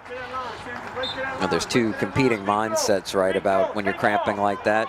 Sometimes you don't want to sit down, even though you do Right. need to hydrate. You want to try to keep going. Yeah. She made that decision, and you hope she made the right one if you're Mount Carmel, just a freshman. Yeah, I'm a hydrating kind of coach. I'd want to get her out, get her some electrolytes, because now she's walking. Dangerous throw-in, too, that she's standing right in front of. No forwards for Mount Carmel, really. Champagne, again, the long throw-in, headed down to the foot of a teammate from Mount Carmel. Trying to play it ahead to O'Neal. Let's see what she has. She's playing it forward very quickly. Easy turnover. Again, Champagne, nice ball down the near side. Keeping it in, trying to keep it over the end line. She does, plays it past one defender, but nobody there in the middle. Not over yet. That second wave didn't come on what was a nice bit of possession and a good play right towards the middle of the pitch. That red card changed the whole game. She had to be offsides. Waiting for the flag. No flag coming. Wow. Or foul. Very odd sequence there. Appeared to be offsides. A lot of contact, but Mount Carmel will have a throw in a deep area. Tell you what, my Carmel fans wanted a card there. I get it. You know, you're going to call it tough for us. You got to call it tough for them. That's definitely the argument if you're rooting for the spot in orange right now, which will make a couple of substitutions here. And your depth will be tested at this point in a playoff match for sure. Well, you have to have a bench to win a state championship. You're seeing the reason why now. It's not so much as 80 minutes of soccer. It's 80 minutes of intense soccer when you get to the playoffs. It's a different level. Teresa Dupree, a junior, and Kate Dykeman, a sophomore, coming in, I think, seeing their first action. Well, they're coming into a war, so they better be ready.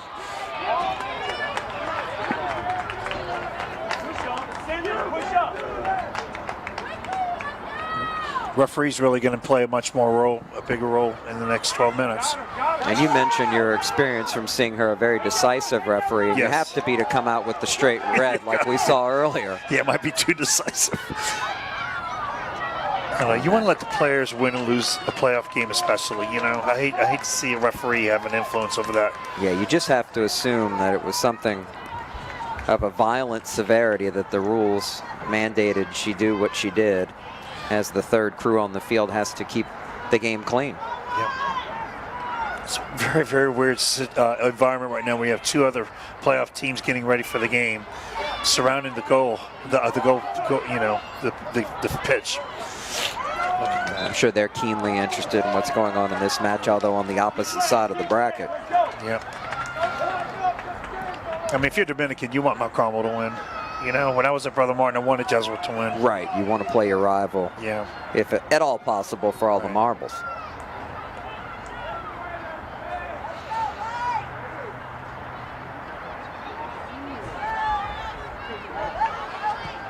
Boy, it's something I kind of miss at De La Salle. We really don't have a true rival soccer-wise anymore. It used to be Jesuit in the old days. There was a time where De La Salle was the dominant power in boys soccer in the state. Yeah, in the 90s. In the 90s. Weird that I've been brought back to try to resurrect that. Okay. So Central Lafourche is not overkilling it on offense. They're still hanging back with 4. Wasted run there by Central Lafourche. Mount Carmel's not going to give them this game.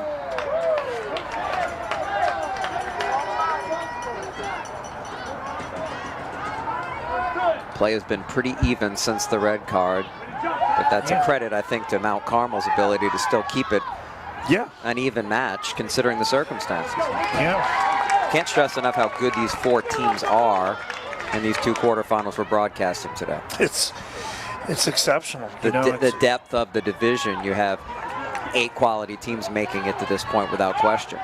No flukes at this point. No flukes in Division 1. Is it going to be a brilliant play, a brilliant link up? I think tonight you're going to see a tremendous mistake. It's going to cause this game. That was the other option. Yeah. Like something like that. One of the bench players not being able to handle the pressure. Put that wicked spin on it. Oh, that wasn't too sportsmanlike. It's getting a little heated amongst the fans here. Oh, we expect a deep throw here. But now Mount Carmel's starting to play compact offensively. Chloe Beebe huffs it forward. Center back handling it for the moment. Now another header away. Mount Carmel trying to keep it on this end. And that one played towards the flag in the corner. And in the end, not able to keep it in play. Look, these substitutions have changed the game a little bit too now. Come on, White, give me one right Mount here. Carmel's less threatening now offensively, in my opinion. Give me a goal. I get How long do you stick with the subs before? Oh, they have to rehydrate Dixon. And we take a look over there. Dixon looks like she's ready to come back out, getting instruction from Coach Petru. She's a competitor. That's obvious. Both starters anxious to come back in at any moment. We Central would think. Lafourche is having a hard time getting back. And that's the result. If Mount Carmel could get the ball on goal, they're running out of gas. 8 minutes left. I'm sure when they look back on this match, one way or the other, Mount Carmel will feel like at times maybe the extra pass should have been made. There was an opportunity, somebody running towards the right post in that case. Yeah. But sometimes when you get some space to work with, you think, hey, this may be the best chance I get. So it's that split-second decision-making that's always a challenge. Yeah, you never want to pass up a shot, especially if you're a confident player. All right. Gotta send it, go send it. All right. Brooke Javier now back in the game too, and like she's a presence. They've been most involved in the action when they've been in. But you could tell Javier's just walking around. Dixon and Javier at point. Oh, look at that. Well, that was could be a very card. physical play. Play on, though, the decision. And the official now looking back at the player and deciding, I believe, to stop play. Yeah, I mean, we could look at it on a replay, but I think that was over dramatic. And so do the Central Lafourche fans. Dixon right back out there and hobbling. Who knows if it's from the cramping or the hit.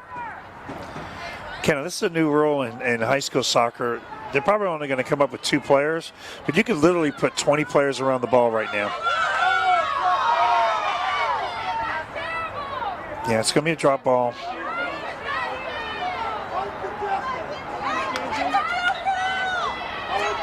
It's actually really in Mount Carmel's favor there. And Central Lafourche able, in the end, to get the ball right back. But if something would have resulted directly off that play, even more controversy in a match that's already had a bit. And for those watching on the stream, the way Pan American works, We're broadcasting from the press box side where there are plenty of fans filling out sections for both teams. So we're not playing in an empty stadium. You can hear the folks on our crowd mic. Good crowd here today at Pan American for the first of two quarterfinal matches in Division I. Yeah, it's beautiful, beautiful to see. Tell you what. Fans wanting contact to lead to a foul for Central Lafourche. Instead, Sadie Burst came up with it. Seeing more stoppages of play, and now a Central Lafourche player still down. Yeah. And a busy one at that. Right. Sarah Hodson has been playing more of a central defensive midfielder role in front of what was, especially in the first half, a busy back four. Right. Both these teams are just playing lights out, like, you know, with everything they've got. And you want to see that in the playoffs. You don't want to go on the bus knowing that you left some of it on the field, you know. Now we have another drop ball.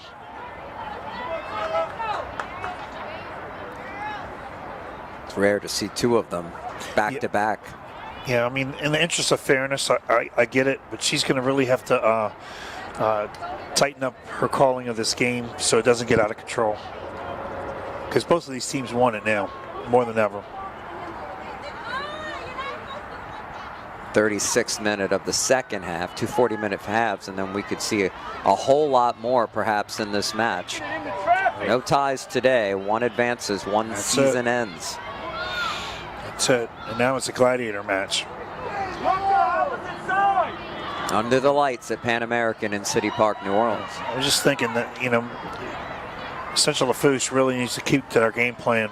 Possessing the ball is not going to work against the discipline of Mount Carmel. Like, that's what they need. She just missed. And Mount Carmel, nice poise. They've stayed pretty much under control here since going down to 10. Which makes that red card harder to understand. Certainly was against, so to speak, the run of play. It wasn't an overly physical match at that point. No, it is now. You knew that was going to happen the longer we stayed scoreless, organically. Yeah. My hat's off to both teams, man. Look at that. Now Dixon is trying to stay involved and at the same time conserve her energy, but taking off forward, wanting the throw in, and again meeting two defenders. And a grab there, perhaps, by Dixon, and the Central Lafourche fans didn't hear the whistle they wanted. Now another collision. Yeah, the assistant referees really need to step up because there's a lot of stuff going on now. She's going to try to control it with a card, but on who?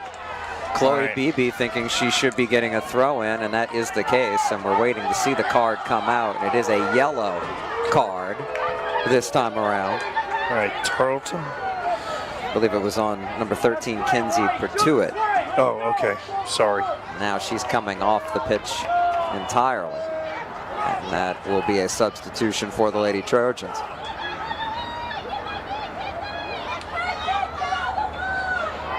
Playoff soccer, baby. It don't get better than this. And the substitute is Lana Dufresne, a junior, normally plays wide midfield.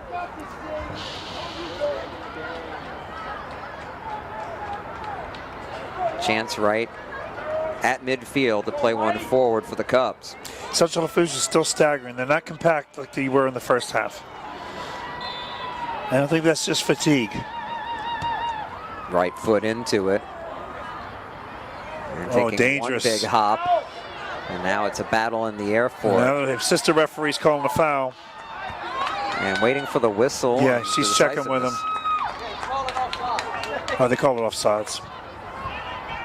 Haven't seen many offside flags in this match. So I think maybe one in each half so far. Wow, that was some physical play there. Big part of that, how deep the back line is played for Central Lafourche throughout this match. But if you take a look, they're really loose now. Look at the space they have in the middle.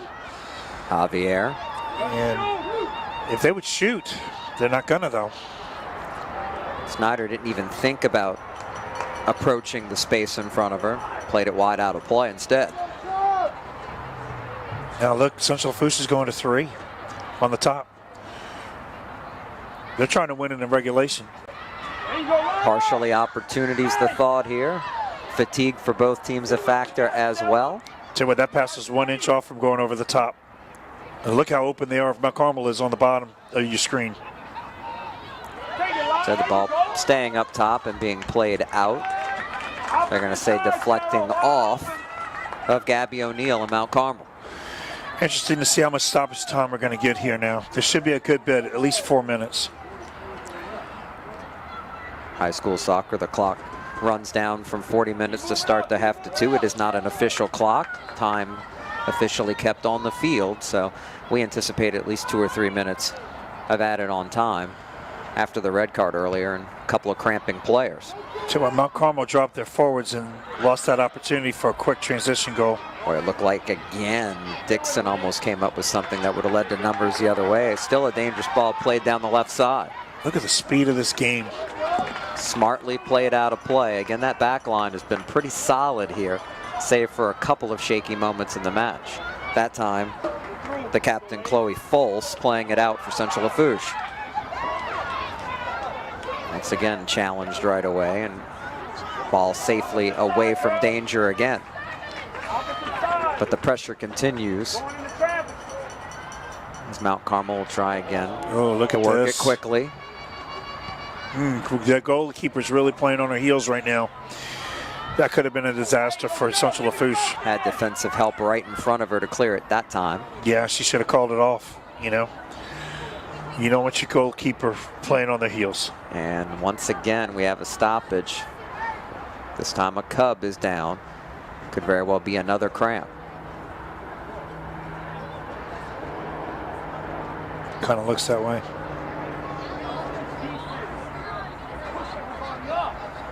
People may not think that cramping would be as much of an issue on days like this, but in some ways more so because you don't realize necessarily how much you're sweating away and how much you may be dehydrating on like a hot day where you feel it.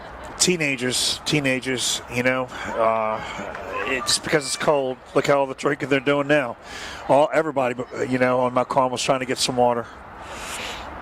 If anything, unseasonably warm. We have had pretty much a mild winter here. I think that's probably been beneficial towards a lot of the soccer matches played as well, and particularly now having it in the postseason with the rain holding off so far today being another added bonus. Yeah, I thought we were going to get some rain, but it looks like it's passed over us. But you could get dehydrated, especially in the cold. A lot of players just don't have the discipline to drink because they're not thirsty all day long. But you got to keep drinking. Mount Carmel's kind of regrouped. Central Lafourche is regrouping. This is kind of a break it's a dangerous break. Trying to ID the players being helped by, looks like a couple of trainers from Mount Carmel. Yeah, looks like there's some issues on the sidelines with the refereeing too. Mount Carmel giving them an earful. Can understand why. Fourth official and our lead official. Entertaining the conversation. Yeah. It's just going to have more time and stoppage. And that was Dixon again, helped off and getting more work done as she lays on her stomach on the sideline. We've talked about her being the most dangerous player in this match for either team. Mount Carmel having to go without her again for the second time here in the half. I think that's a huge loss for them offensively. I don't think they were dependent upon her as the year went on, obviously by the stats, but tonight they were definitely playing dependent upon her. Once again, if you're just joining us, Mount Carmel playing down 1 because their leading scorer, 8th grader Chloe Burst, got a straight red card 8 minutes into the second half. And one of the subs having to see more minutes here, Dupree, just took one ball off the face but stayed in the play as both teams battle for possession. Yeah, now we're having these 50-50 wars. And we've seen Central Lafourche try to slip in a ball past the back line. Haven't come up with anything dangerous yet, but still looking to set that up. Mount Carmel's too disciplined to give that away. Here might be the game. Real chance forward here against the keeper, but not getting much on it. On the shot, Jane Snyder had a chance. It looked like she lost her footing a little Yeah. bit there, and that took a lot of the steam off the shot. Yeah. And she shot it low, which is, you know, you want to see that. But against the goalie, with the shortness of this goalie, I would have aimed high. That was the best one-on-one chance in space for either team so far. Yes. Now trying to chase it down BB and letting it go out of play. Okay, looks like the referee's about to blow the whistle. Not yet, though. It could be 5 or 6 minutes added on here at this point, the way the second half has gone. Tell you what, the training staff is going to have to earn their money if we have this break. There's no goal scored to hydrate these girls. We'll have 2 10-minute periods, no golden goal. First off here, which I like. Assuming no goal comes here in the next few seconds to decide it. Central Lafourche looking for one, though. Takes an odd hop. The keeper on her face. Wow. And it's cleared away just for a moment. Pressure's still on and played wide of the right post. Almost a goal at the death to decide this one for the Lady Trojans. Ellie Carroll, the keeper from Mount Carmel, was all twisted up and wound up falling down. Tell you what, she's had an excellent game. It just takes one, I don't even want to call that a mistake. It was just tough play. One tight situation, one bad hop, one slip could decide this match at this point. And Javier hasn't seen it in a while, trying to play it ahead to the last cub up the pitch. Didn't get enough on it. Tell you what, Central Lafourche is playing what they're normally played all year long now. They're so comfortable right now with this type of game. And a miss hit there by Foles. Keeper will have to come out and grab it.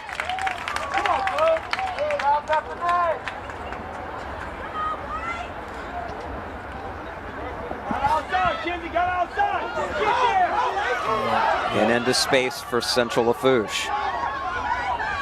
Champagne deflected right back outer. Throw in. Lady Trojans working quickly. Tell you what, Mount Carmel really needs to get the ball and just control it and stop playing this run game. Hodson had it. Now a little bit of room to work with again, Javier, but she's not able to control it well enough. False. Playing it back. Tell you what, there's so many Hodsons in Central Lafourche, isn't there? Why she's related to Tommy. I'm sure they're related somehow. Yeah. Mary Foret was the one who played it back, number 1 a moment ago. Again, Central Lafourche, get darker numbers for us. We'd love to identify more of your players quickly. It's a binocular struggle tonight for yours truly. Jude Young along with the coach, Alan DeRitter, enjoying the first of 2. We hope both matches are as good as this first one has been. Yeah, Jude's being kind. I mean, there's no way, if my life depended on it, I couldn't tell you what numbers these girls are wearing.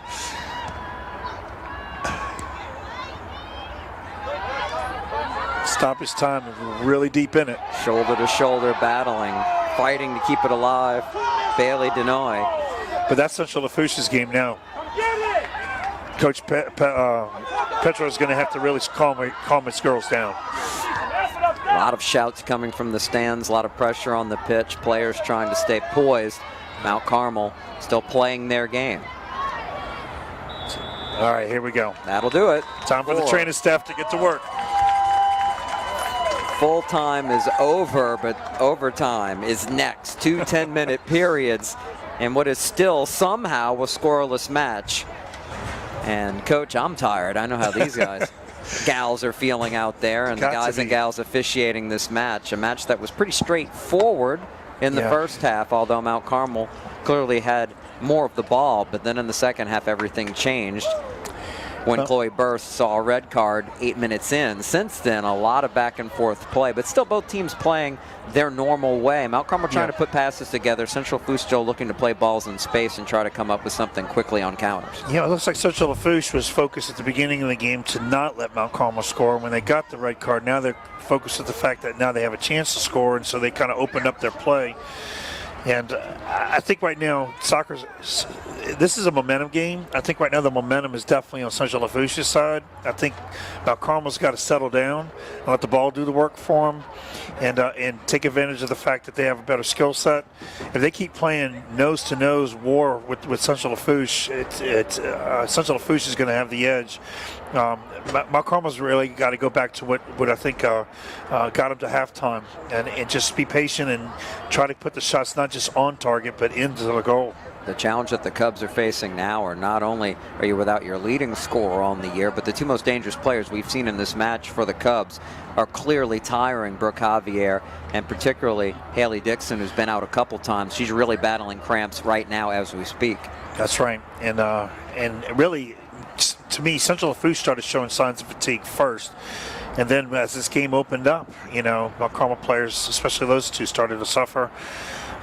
If I was Central Lafourche, I don't know. What they're doing is working, but I don't know. I like the fact that they were playing compact in the back. I still like the skill set of Mount Carmel. If they keep taking chances, they might get bit by a transition goal because Mount Carmel's definitely lethal at doing that. But so far, I don't know. Somebody's going to come out to be the heroine, I guess you call it, huh? And in this, you can see this go to double overtime if it keeps getting played like this. You really have to wonder if you're on both sides right now. Head coaches trying to deal with the situation. Jude Blanchard has done a great job with Central Lafourche's program. You're talking about, sure, they've been more aggressive since the red card, but at the same time, you're thinking tactically from the don't make the big mistake standpoint still for them, considering the mindset they came into the match with. Right. I think if they get too cocky with that extra person, I guess, like I said earlier, with a possession-type team, that could compensate for a missing player if they keep the ball going touchline to touchline. I think it starts to become a big advantage when you start playing direct. We see the other two teams set to play a quarterfinal match here warming up, and we'll have that match as well on Crescent City Sports. Dominican and St. Joseph's, another couple of private school programs that have had great teams over the years. Should be another good match. And interestingly enough about Dominican, just a mini preview of that before we get back to this exciting matchup.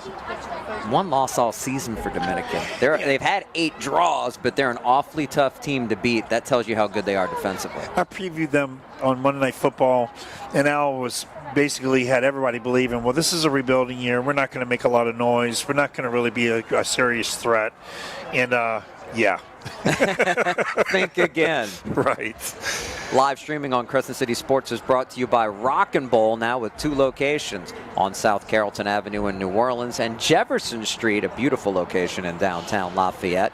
See a full schedule of entertainment at rockandbowl.com.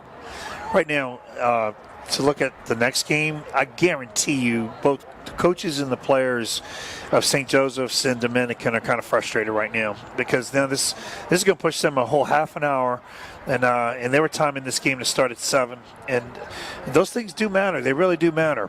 And I see them trying to be calm and collected. Actually, St. Joseph's is just trying to not do too much at all right now. They're going to get the opportunity when they get on the field later. Different strategies here. What you're seeing, a lot more of a full warm-up for Dominican, and St. Joseph's had mentioned just staying behind the end line, just doing a little bit with the ball, a little bit of reflex work, and hey, I think if you're St. Joseph, you're going, hey, this match could go a long way tonight if it's any indication what we're seeing here. But I bet you both coaches are thinking a little more about hydration at this point. Yeah, you better believe that.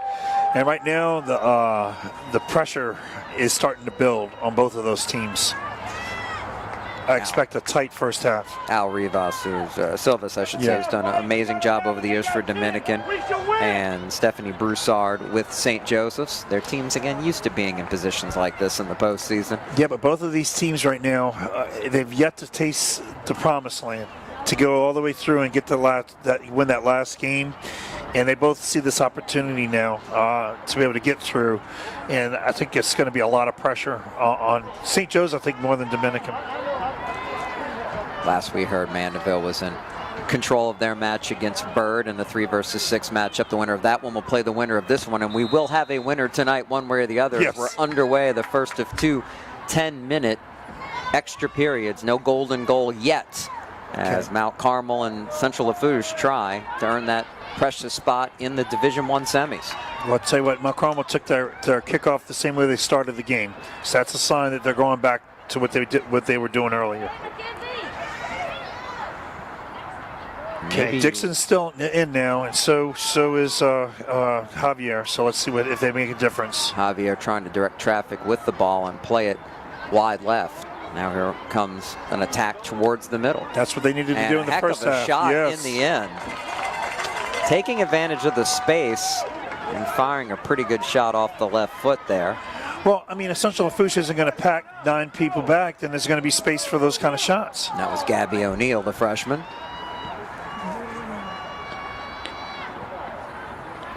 And again, Central Lafourche trying to be careful and smart with the ball in the back when the pressure has come.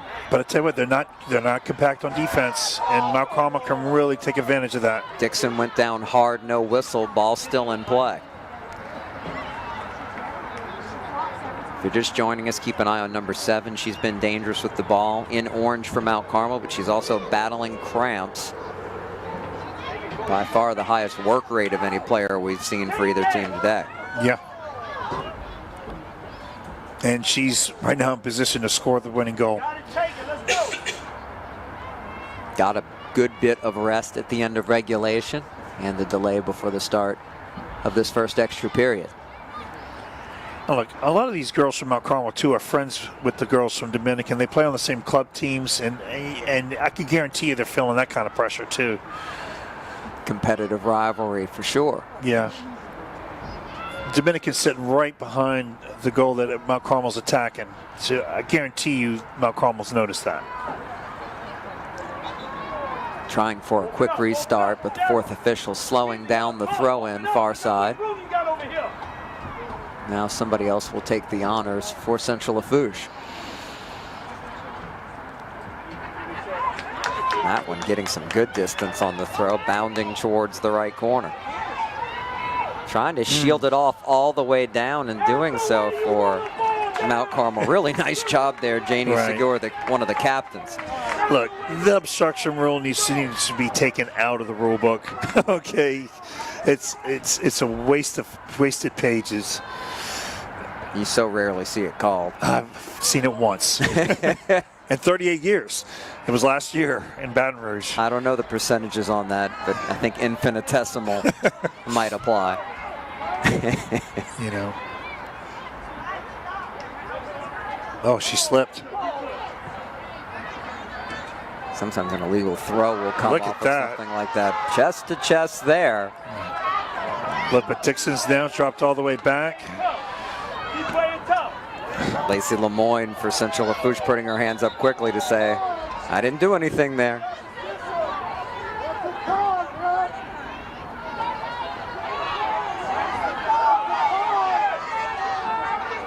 Fans on both sides have been grumbling since early in the second half.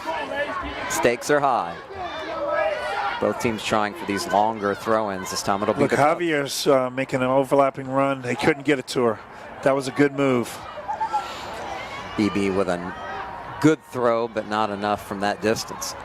It's a good sign when you see the ball not hitting the ground like that. Again, trying to play poke and chase there on the ball, and again, too much on it. Tell you what.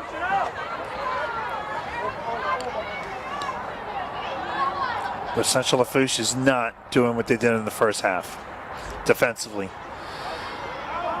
Been a bit more of a scramble, but only 2 playing up top now for Mount Carmel. Provides a little bit more leeway defensively as well. Yeah, you mean you can't blame Central Lafourche for making that adjustment, but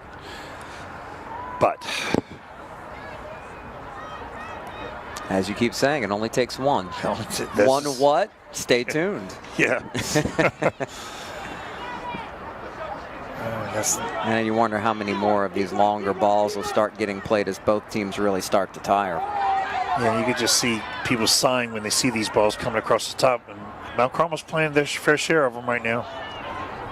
Dixon, you see her without the energy she had earlier, just trying to battle out there and wait for an opportunity.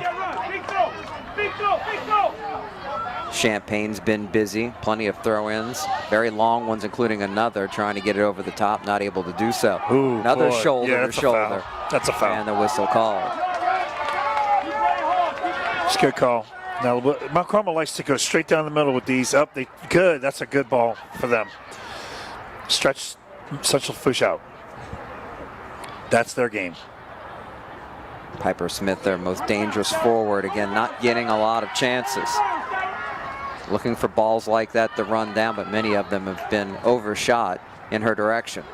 She's playing more confident now. After that tumbled to the ground. She's back to normal, her normal self. To it, Javier's picked up her work rate. Towards the middle, again deflected. Central Lafourche just doing enough oftentimes. Run, chase it down again, the opportunity too far. Here's Javier again. Tried for a quick flick, nobody there.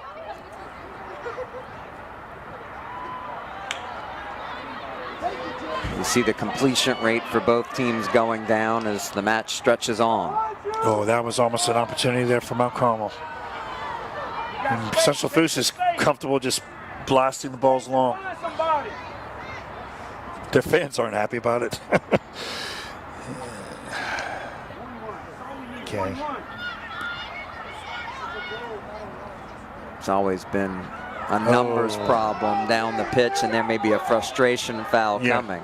And after that, a poke away of the ball away from the Mount Carmel player involved.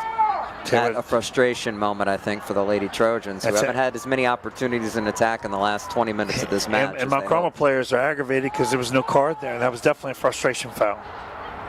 Piper Smith again. Oh, that takes confidence to play a ball like that. She's mostly been the one central forward. That just makes her have to run a little bit more, but now you have to play it out cleanly. And now your goalie's out of possession. Yeah.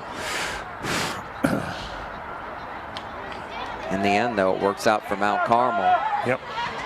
Now coming into this near side right. Classic soccer. Schneider down the sideline, one-on-one. Tries to beat the defender, keeping possession, coming back. Stepping in again, one of the central defenders for Central Lafourche. Hasn't this been an exciting game? It went from a first half of your classic don't want to lose versus counter, don't want to lose type of match to very different indeed. Again, Mount Carmel playing down one since the 48th minute. Tell you what, Central Lafourche loves this physicality. Smith with a second wind, really trying to attack the back line as Mount Carmel likes to keep possession on the rug. They're doing a great job. Oh boy. Not a clean play that goes out, and quickly trying to throw it in. Fans thought the ball hadn't cleared the line yet on the Central Lafourche side. But just trying to counter quickly with a couple of throw-ins. Here come the Cubs. Javier back towards the middle. Chance to play it wide, but shouldered off the ball. And Central Lafourche needing to be careful here as the Cubs relentless, battling for possession. She wants the shot. You can just see it. She did too much. Dixon coming all the way across the field and still in on the play. Yeah. But finally Central Lafourche with a chance. But once again, just really impatient working the ball down the field. Yeah, well, Jude, there's a lot of fatigue on that field and frustration. No doubt. This first extra period has gone pretty quickly. I'm sure both teams will welcome another brief respite before the second.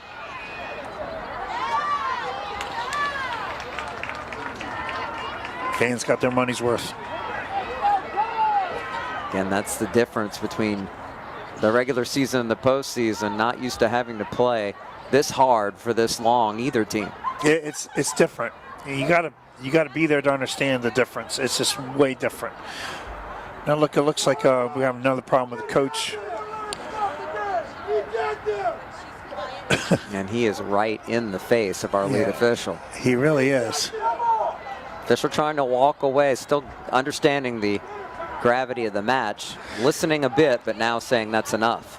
Well, one thing different, the difference between Baton Rouge and New Orleans officiating is New Orleans officiating allows a lot of physicality, and Baton Rouge doesn't tolerate too much of it, and that's probably the frustration with the card. Trying to keep it in on the sideline. Real battle here. Yeah, this could get ugly.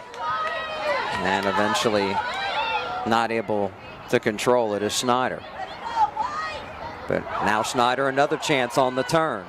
Tried a quick cross that was deflected right back at her. Now on the sideline, Schneider goes down. Ball still in play. And now finally out of play. Another throw in for the Cubs. I think they called half. Oh, they did.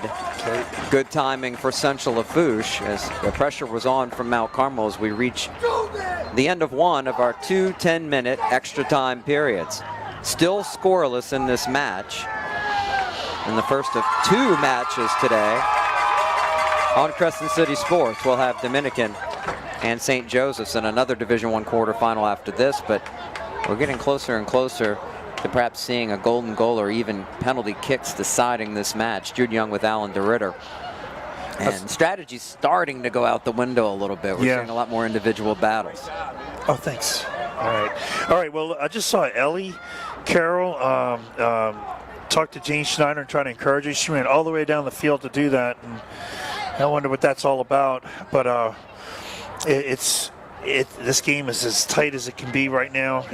Now, one thing I don't like about this is, of course, I'm a dinosaur, okay? But in the 90s and even in the 2000s, this would have never happened.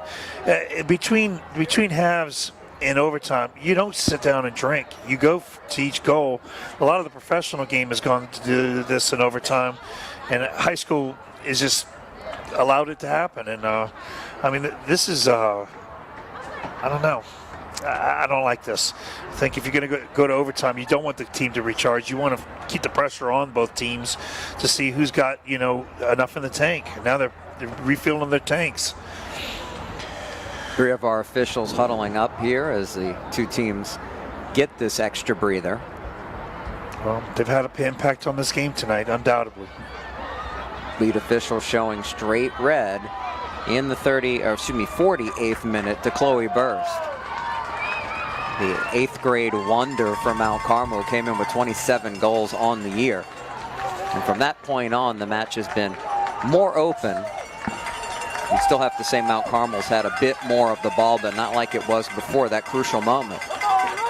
The shots greatly in favor of the Cubs, both overall and on target.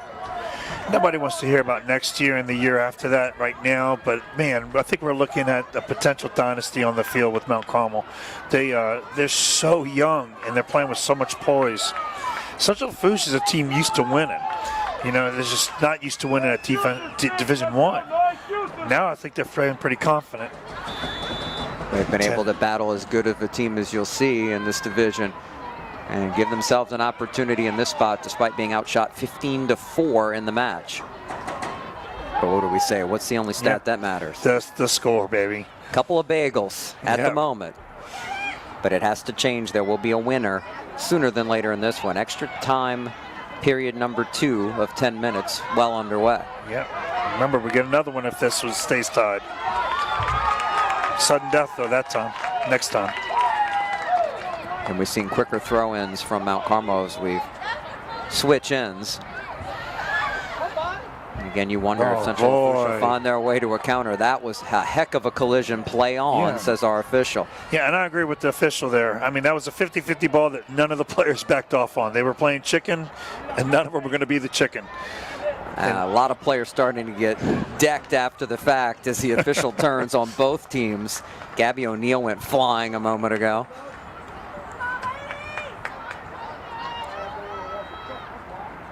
But it's been physical both ways, very even in that category. Another throw in Mount Carmel, this time final third wide. Okay, so now Central Lafourche is starting to get compact now again. I mean, they brought their forward all the way back, 40 yards away from the goal. So maybe they're looking at penalty kick. I think it's too early to be thinking about PKs because those 2 sudden death overtimes are dangerous. Mount Carmel stayed aggressive, so the potential counter opportunities might still come here, as that ball should be a corner, and it is for Mount Carmel. Took a deflection over the end line inside the flag. I'm looking at the wind. The wind isn't as much of a factor as it was at the beginning of the game, but it's still blowing across the field towards the bottom of the screen for all you watching. So that the ball's going to be able to really travel here. It will be O'Neill for Mount Carmel with the left foot, in swinger. Headed, but not to safety. Chested forward, headed away for the moment. Mount Carmel trying to keep it alive. Central Lafourche looking for a ball in space to counter. That was a foul. Foul called. That was a foul. Could have been an opportunity to let him play on, but stops play for the moment. And that gives Mount Carmel a chance to recover with numbers back. But they're not going to play compact. They're still keeping their shape.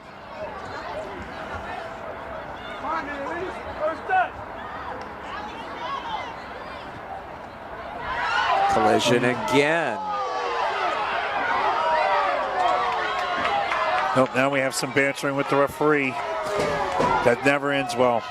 Just a freshman, Gabby O'Neill, very upset with the official, but smartly walking away. Oh, she's going to take it off. Yeah, she came to retaliate. Looked like, anyway. Here's a chance to play it in. No, Central Lafourche doesn't have the offensive power in shooting. Almost an opportunity. Oh! Foot in my mouth. You almost deflected that in. The Lady Trojans break the deadlock. Oh, my. Kept it alive. And the deflection goes their way for the goal. Goodness gracious. Wow. A takes rare one opportunity mistake. to bring numbers in attack there and keep it alive. Look, I still stand by what I said before the goal was scored. I mean, the quality of shooting is vastly in Mount Carmel's favor, but it don't matter. It matters who goes in. And it does go in the net. And now, maybe 6 or 7 minutes left for Mount Carmel to try to come up with the equalizer. Potential big upset brewing now. Yep. Mount Carmel down one player to begin with, desperately needs a goal. They'll throw caution to the wind now. Well, now I think you're going to see Central Lafourche playing extremely compact. O'Neill loses it. Foret playing it forward to a teammate. Central Lafourche keeping possession here in short quarters, playing with confidence and a 1-goal lead. Petrie lost it though, but the ball played forward again to nowhere by Mount Carmel. Petrie flicking it to nowhere. Ooh, Offside called anyway by the near side official. I'm not sure that was offsides, but she might have put herself back on. Still 5 minutes, Jude. And Mount Carmel not wasting any time now. Up ahead. Central Lafourche with it. Able to deflect a goal in moments ago, almost shockingly, in what would be an upset. And folks, I'd love to tell you who scored the goal. Yeah. You'll have to go back and look at the replay to figure it out. Nobody here in the press box saw who touched it last. Good shot. Shot, but again, yeah, we can't see the numbers, and then we look like, it was just a massive cavalcade of Lady Trojans in there in the middle. And the ball bounced their way. Mount Carmel running out of time. And the ball on the wrong end of the pitch if you're in orange, at least for the moment. Yeah, game plans matter. They really do. My hat's off to Central Lafourche for keeping theirs intact offensively. Defensively, I was surprised they were playing as loose as they were. And it's not over. They're still playing loose. Playing it to the middle. Dangerous play. Javier gets out of the way. That could have been something right there. Poked away from a teammate. That will go out. Will it go out in the corner? It will. Okay. Trying to see if that's going to be a throw in deep. I think it's a throw in and not a corner. I don't know where he pointed the flag. Looks like it's going to be, yes, corner. He didn't point down long, so it was hard to tell. It is a corner. Mount Carmel better put it. I mean, everybody except for one Mount Carmel player is in that box. They Everybody. played a lot of short corners, but not now. Right to the middle. Dangerous on the foot of a Trojan. Play it away. Mount Carmel trying to recover and keep it in. Here's O'Neill. O'Neill shoots it, deflected. Steam taken off of it. Another clearance out of play near side for the Lady Trojans. Wow, that was exciting. I think we're going to have more drama here before it's over, too, Coach. Yeah, I tell you what, everybody's pushing up, waiting for the goalie to get up there. All right.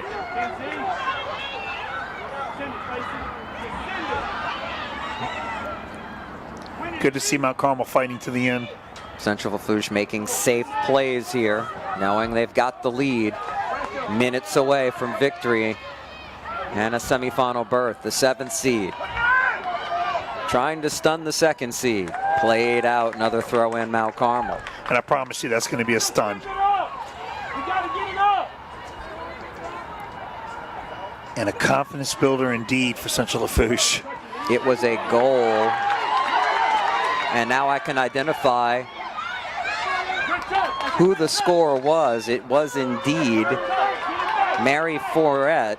Right place, right time on a ball deflected off of a Cub right to the center of goal and able to play it in past the keeper. Thank God for instant replay. Had to pull it up. You can watch the replay of the goal and go back from live as we speak to see it. That's what we just did. Okay. Boom. Try a cross that was deflected out off of a Trojan. Right place, right time to toe it in past the keeper. Mary Fourette, a senior midfielder. And the clock now the enemy of the Cubs and very much the ally of the Lady Trojans. The team from Raceland not expected to be able to escape here with a victory, but they believe they can win. Yeah. And they're oh so close to it now. The hero, Fourette, playing it forward. The keeper having to come way out, taking a dangerous angle. And they're going to say it was out off the Lady Trojans, so the quick throw in. By the way, to get you out of trouble, there's a lot of girls from Lockport on this team too. There's a lot of pride down there. No doubt about it. Yeah. And they should be proud all over the Bayou for this team and its performance.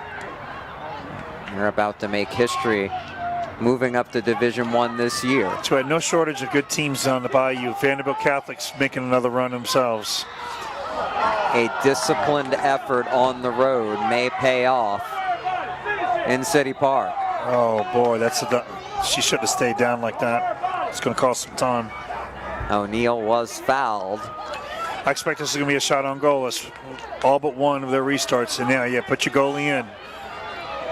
Time running out. Everybody Segura, in, baby. the junior captain, over the ball. Would be. I think it would be wise just to put the ball in the box, not take the shot. Right. Let's see what she A does. bit too far out, some 40+ yards. Segura, right No, foot. she was on target. And off target. in the She end. likes to do that. Asking a whole lot to try to score from that kind of a distance, and that just allows more time to run off as the keeper chases it down and will surely test the limits here on the clock.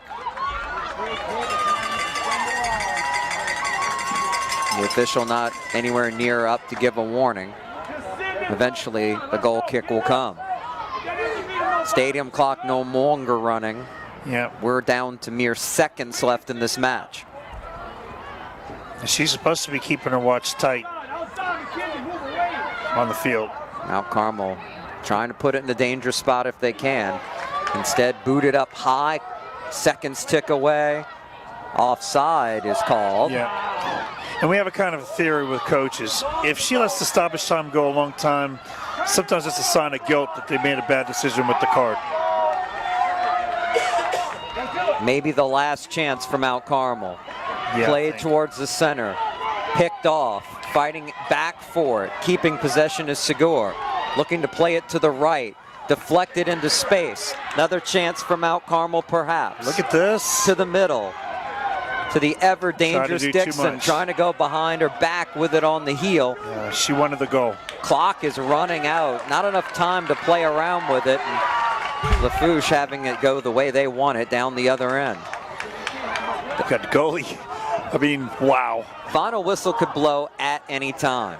Mary Fourette, right place, right time to score what could be, what very well may be the winning goal. That deflected, and it will be a goal kick for Central Lafourche.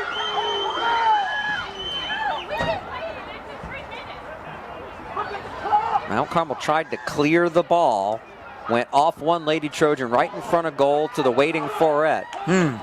Which will prove to be the game winner right now. It is over. Upset City in City Park. The 7th seeded Lady Trojans of Central Lafourche. They can celebrate as the Cubs drop in exhaustion. Everybody played their hearts out. No doubt Both about teams this. gave every bit they had and needed to as it went to 2 extra 10-minute periods. In the second one, 3rd minute of it, Mary Fourette with the game-winning only goal of this match as Central Lafourche wins its 22nd game of the year. I mean, that said a lot right there. They're used to winning. They know how to win. They try to stay within what their skill set was, and they came out the victors. Of course, that red card, though, is a huge, huge factor in this game. And everybody's going to be looking at that tape of ours over and over again to see, if it was just or not. 48th minute, Chloe Burst with the red card. From that point on, a pretty even match and a really good one. The coach texted me during the game. He's been one of our best fans at Monday Night Football. He said he told us who scored the goal. Oh, so he's saying it was Elise Petrie. Yes. So we're trying to figure out whether it was number 1 or number 7. Okay. It was, let's get it right, Elise Petrie. Right. And again, coach, let's get dark numbers on white uniforms. We really wanted to identify your players more often today. We hope we did, because your team's game plan, let me tell you what, the game plan of Jude Blanchard and assistant Walter Broussard and Central Lafourche, brilliant. They came in and they played very disciplined football in order to win this match, and they earned their victory with the goal in extra time. Again, it was Elise Petrie. Okay. Right place, right time, and she put it away cleanly past the keeper over her shoulders for the game-winning only goal of the match. Mount Carmel falls to 19-4-3 as their season ends. Central Lafourche moving on to play in the state semifinals in Division I at 22-5-3 on the year, and they will face Mandeville, the 3 seed, and what should be a hard one to predict, and an unpredictable bracket at this point, although favorites have won 2 other matches. We got a 4 versus 5 game coming up next. That will be thrilling. Right. Coach Alan DeRitter, final thoughts on the big win for Central Lafourche? Well, first of all, I think if they're going to make a run in the state championship, they had to pass a test like this. I really want to say this about Mount Carmel. I mean, I think you're looking at a dynasty in the future. These are young girls that were on this field. There were a lot of seniors and juniors on the field for Central Lafourche. These young girls they outshot them, outpossessed them, but the style of all that counts is the score. And Central Lafourche is able to get that goal in, and now Central Lafourche might have to beat Mandeville and then North Shore, and that is a huge task ahead. But with the game, with beating Mount Carmel in Pan American, that's going to give them a lot of confidence going into this game in a couple of days. Really, it's not that long from now.